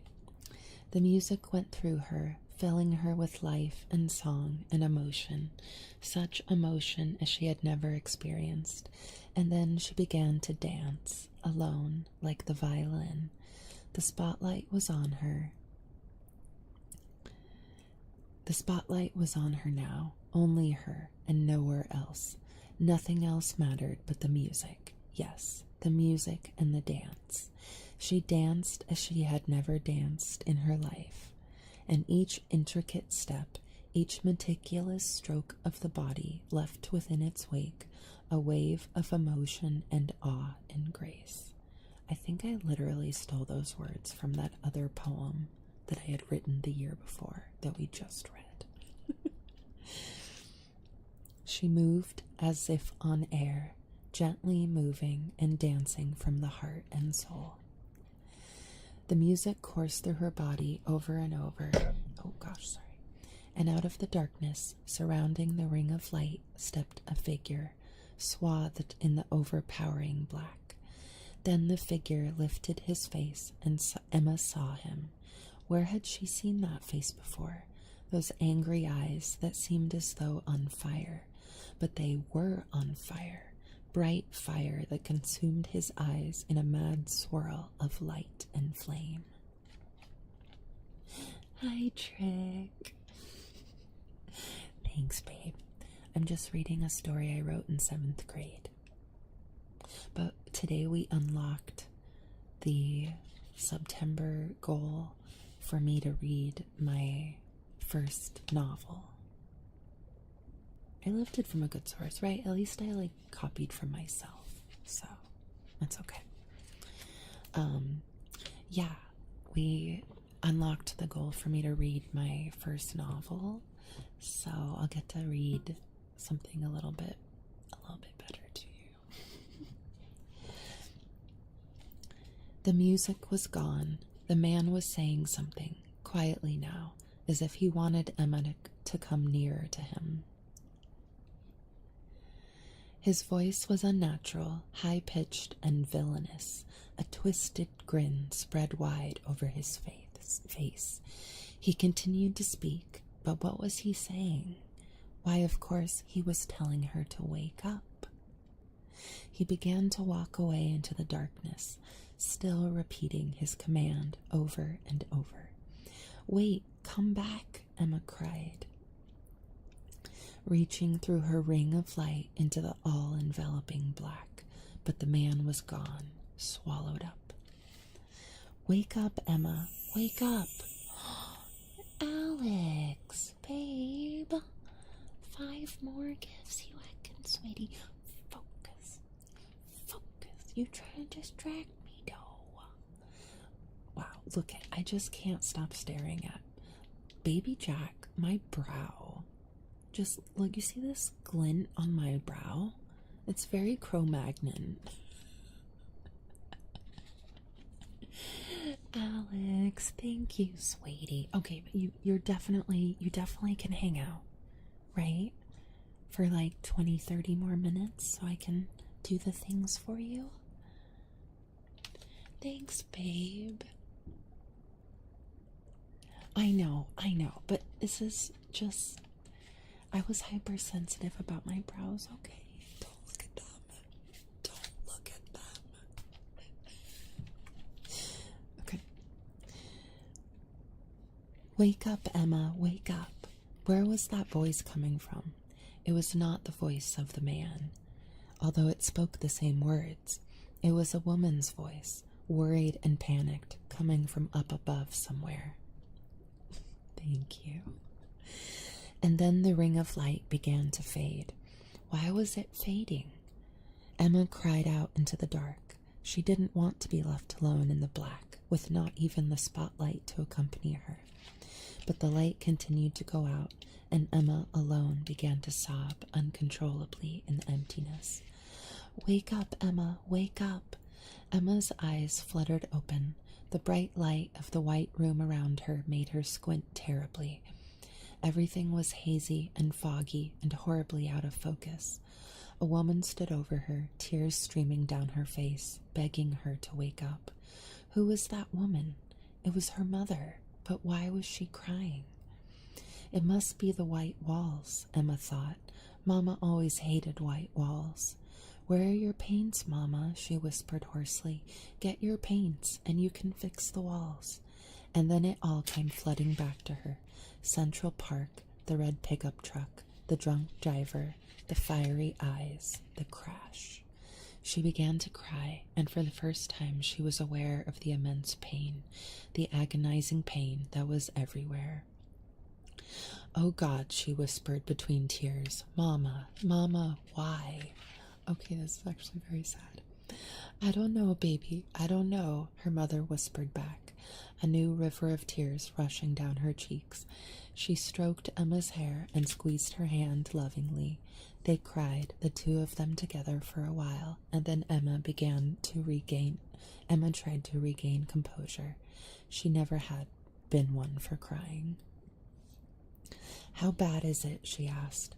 The pain was almost unbearable. She had no feeling in her limbs except for the excruciating hurt that raced through her when she inhaled too deeply. She winced terribly. I'm a big fan of adverbs at this age. There's a lot of ly words. Closed her eyes and then opened them again, waiting for her mother to reply. Her mother looked her in the eyes, still crying horribly, and then could bear it no longer and put her head down on the bed. X Fossil, thank you so much for the follow. Welcome. Mama? Emma asked again. Her mother lifted her head slowly, wiping the tears and globs of mascara from her eyes, doing her best not to burst into another fit of tears, and began to speak. It was pretty bad, baby, she said, glancing down to the foot of the bed. Emma followed her gaze, but what she saw confused her. She saw the foot of the bed, that was all. Her legs stopped at the knee and were heavily bandaged. What? Emma gasped in confusion, hoping beyond belief that this was only some nightmare she could easily wake up from. But she didn't wake up. No, she whispered, her eyes welling with tears once more. No, she screamed. Oh, please, no. No, this couldn't happen to her. I know, yeah, this is pretty intense, huh? She was a dancer. She had a future, a plan for life. This wasn't fair. And as she looked around, she became aware that Garrett was there as well, sobbing silently in the corner. I can't see anymore, she said to him. I can't see it. He walked to her side slowly, silent tears rolling down his cheeks.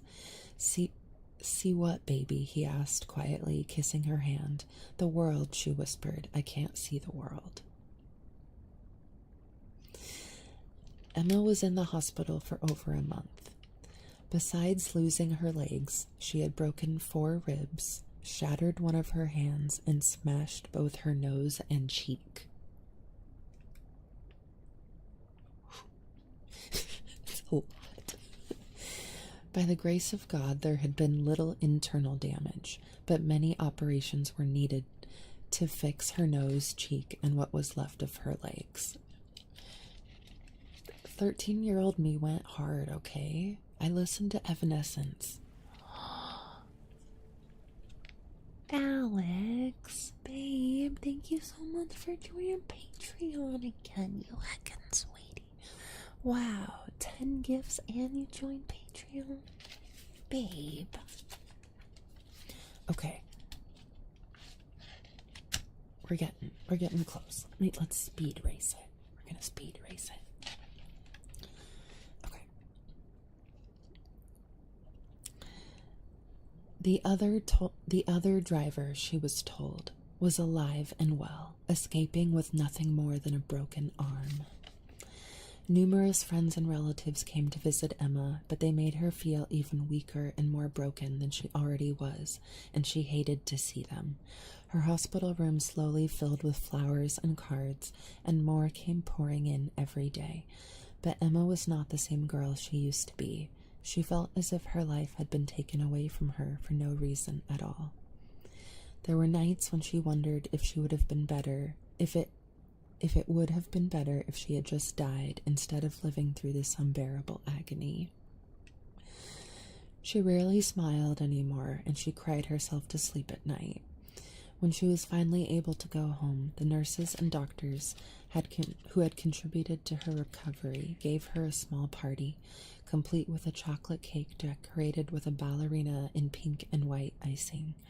When Emma saw the cake, she immediately began to cry. Wow. Really not tactful, doctors and nurses. Just make her cry. Dancing had been her passion. Yeah, totally, yeah. If I wrote this story again now, she would become like Bionic Dancer, and then it would be great. Dancing had been her passion, her life, but now her life was gone.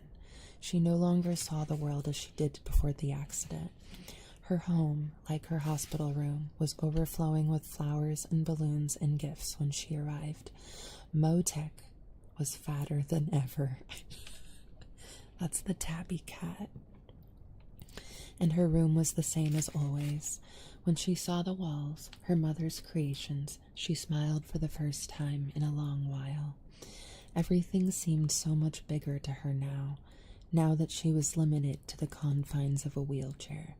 The buildings seemed even more massive than they had before. The people towered over her. The streets seemed longer and never-ending. She had a new perspective of the world, and she hated it. Her face had begun to heal. The bruises and scars were slowly receding, and the old color of her cheeks was beginning to return. A week after her homecoming, she received a letter in the mail from Madame Giselle, expressing her outrage at the driver who caused this, because obviously she's an old French lady, and asking Emma to return to class. Emma missed the old woman dearly and pleaded with her mother to let her go. At first, her mother was hesitant. Baby, it'll just make you feel bad. You're already so depressed all the time. I think this would just add to it. No, Mama, it won't. I promise. I need to do this. Believe me. It'll do me good to get out of the apartment, Emma replied. Her mother looked her in the eyes and sighed heavily before she responded, All right, I'll take you tomorrow. But let it be known that I am against it, she said, pointing her finger sharply. Bullying the kitty Dan. You know, Baby Jack just stating facts. Objection noted, Emma replied, thankful that her mother had given in. Since she had returned from the hospital, her mother had rarely let her out of the apartment out of fear that Emma would feel inferior or different. Emma didn't put up much of a fight. She quite frankly didn't care if she stayed in or out. Nothing much mattered to her anymore. The next day, she and her mother walked to the studio. See, again, we walked to the studio. Where do we live in New York City? This doesn't make sense. The familiar steps still scrawled across the door. When Emma saw it, an aching pain throbbed in her heart, and a silent tear rolled down her cheek. Why had she come? Her mother was right. It would only depress her even more. But something made her keep quiet as the elevator began to slowly rise to the second level. When she stepped into the class, she was instantly showered with hugs and kisses from her friends, who she had missed terribly. All the while, Madame Giselle stood off to the side, leaning on her sturdy walking stick as always. But something about her was different. Her eyes were softer and full of sadness. Emma had been her favorite student and an extremely talented dancer. Now she was crippled and in a wheelchair. Once the commotion had died down, Madame Giselle stepped forward. Emma looked upon her with respect and awe, but the same was reflected back in the eyes of the old woman. "Welcome back, mademoiselle," she offered, lifting Emma's hand and kissing it lovingly. "We missed you dearly." Emma began to cry. A wide smile played across her face. She was afraid she had been forgotten, but now she knew she had not. Madame Giselle stepped to the corner where her record player was positioned and began to play a song, one which Emma knew all too well. That's true. That's true.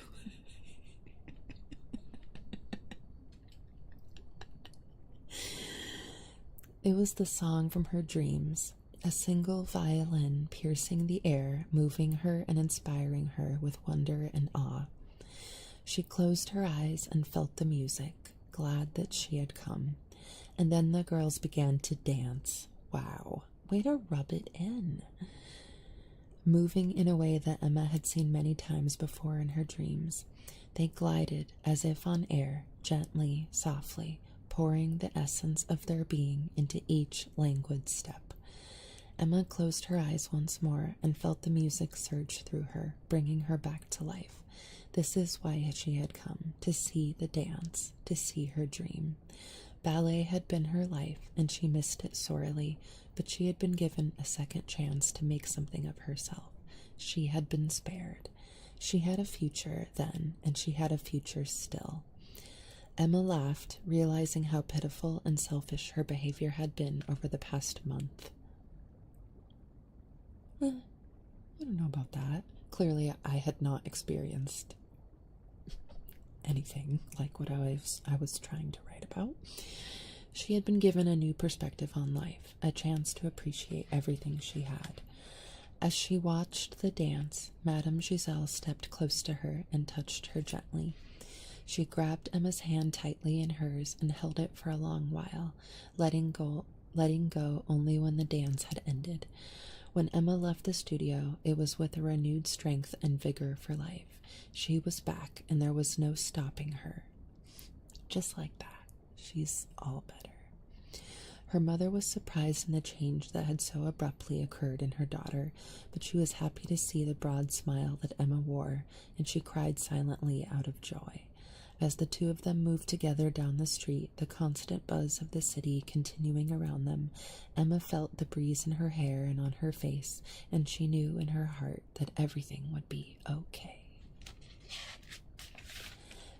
The end. That's it. Just like that.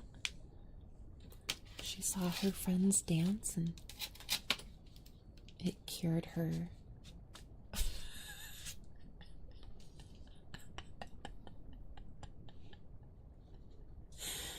Oh man, wow. It was a good try, Baby Jack.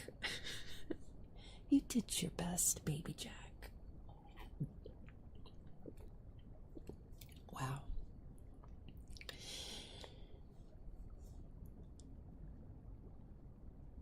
It's cute. It's cute. No, I mean, I was a good writer for my age, but I just didn't know anything about story structure. So it's fun. It's cute. It was very dark though.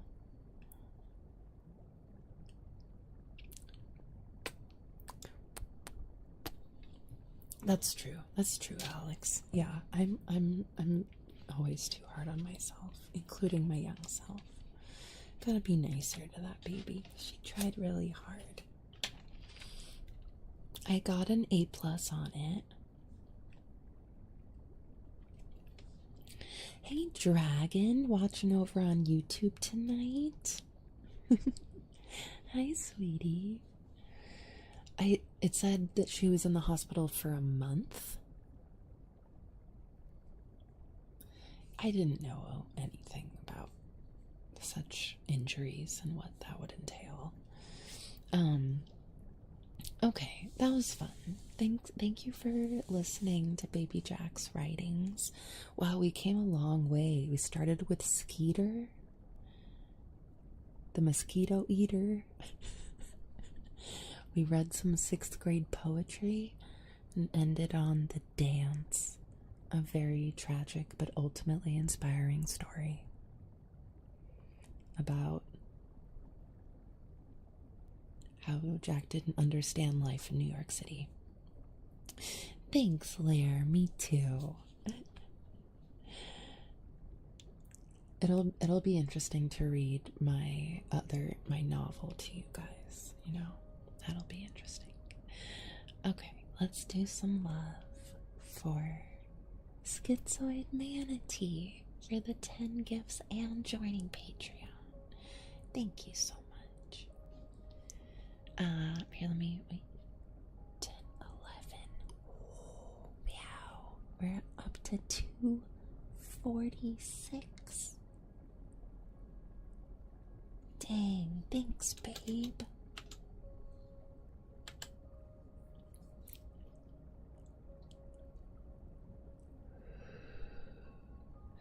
I know, I've missed our Alex. It's so good to see you again. I hope you're doing better, sweetie. Hope you're doing really well. Let's do a purr. Also, hi, Kendrick.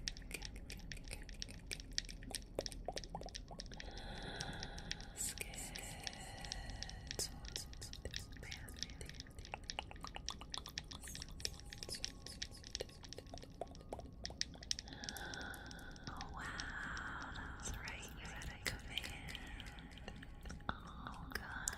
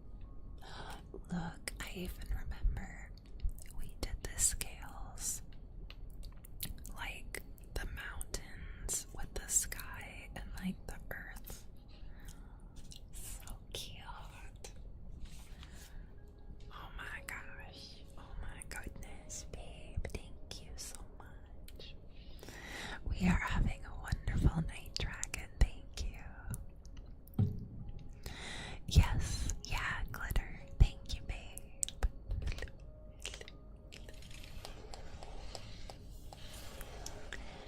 We're gonna kiss this manatee. Kiss this manatee.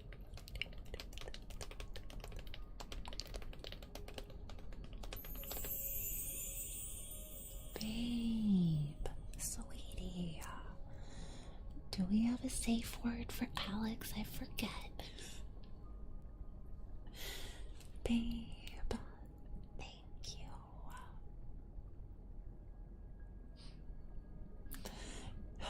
You've done enough for one night, sweetie. You needed to. Thank you. The manatee is schizoid. After all. 261. Yeah, thank you, Hassel. Thanks for helping me keep track. Alex. Wow. Oh, look, you have a Alice. You may be slightly crazy, but like the best kind of crazy. The best kind of crazy. Wow, thank you, babe. 61. Dang. Wow, look at you up there. Amazing. Okay, I'm gonna give you 2 kisses because I just need to do it.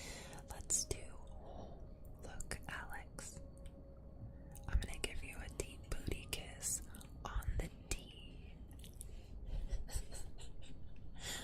I'm gonna give you a deep booty kiss on the D. Is that okay? Is it okay if I kiss your D? Can I just give your D a little smooch? Just a little one right there. Thank you, sweetie. You're so cute. You're so wonderful. Back on Alex's D, we sure are. We sure are. Okay, we'll do this kiss, and then we'll do a kiss over here. We'll make it nice and even. We love to make it nice and even, you know. I'm gonna give you a deep booty kiss on your D.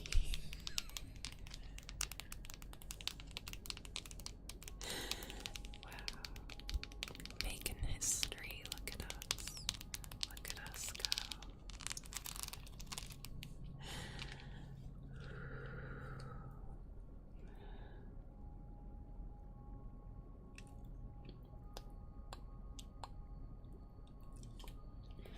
Quote, no, the nose, quote 10. Oh, added quote. I don't know. Even Stream Elements was like, that's a ridiculous quote. We're not gonna keep it.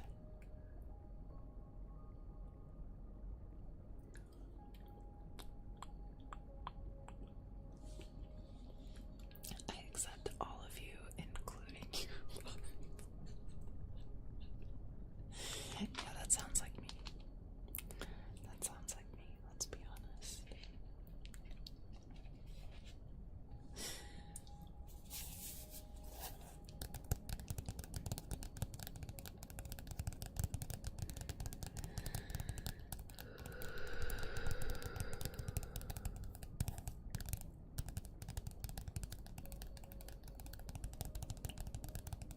Alright, the D first. Dylan Vibes, thank you for the 5 biddies. Thank you, thank you, thank you.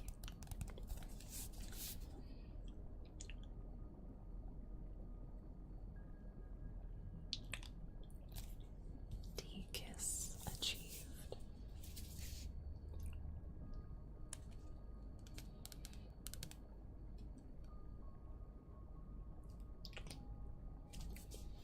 Oh yes, very good. Very good.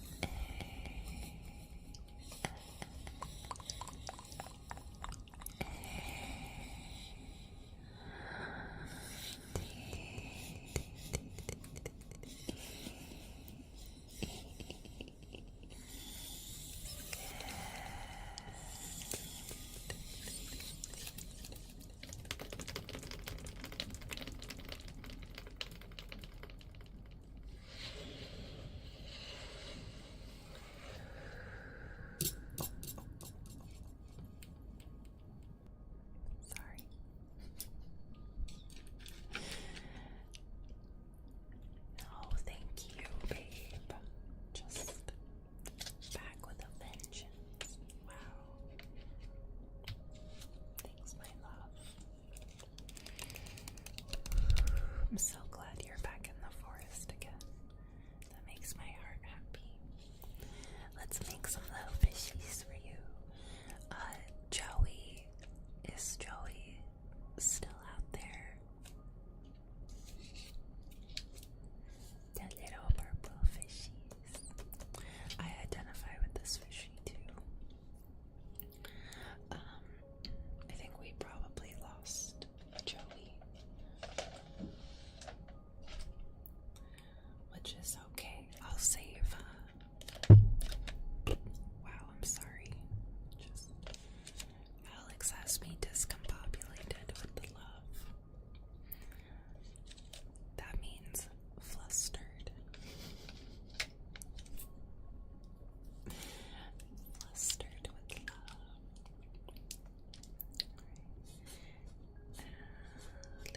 Alex.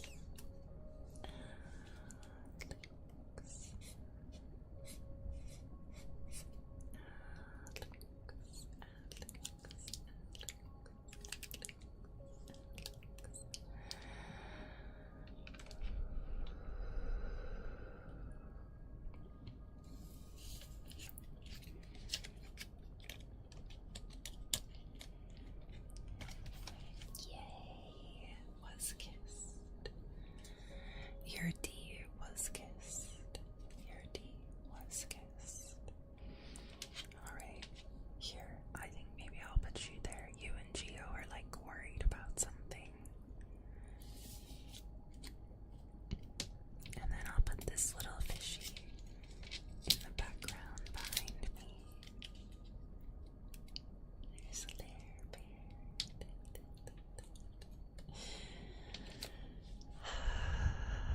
Wow. What a wonderful ending to stream. To be reunited with our manatee.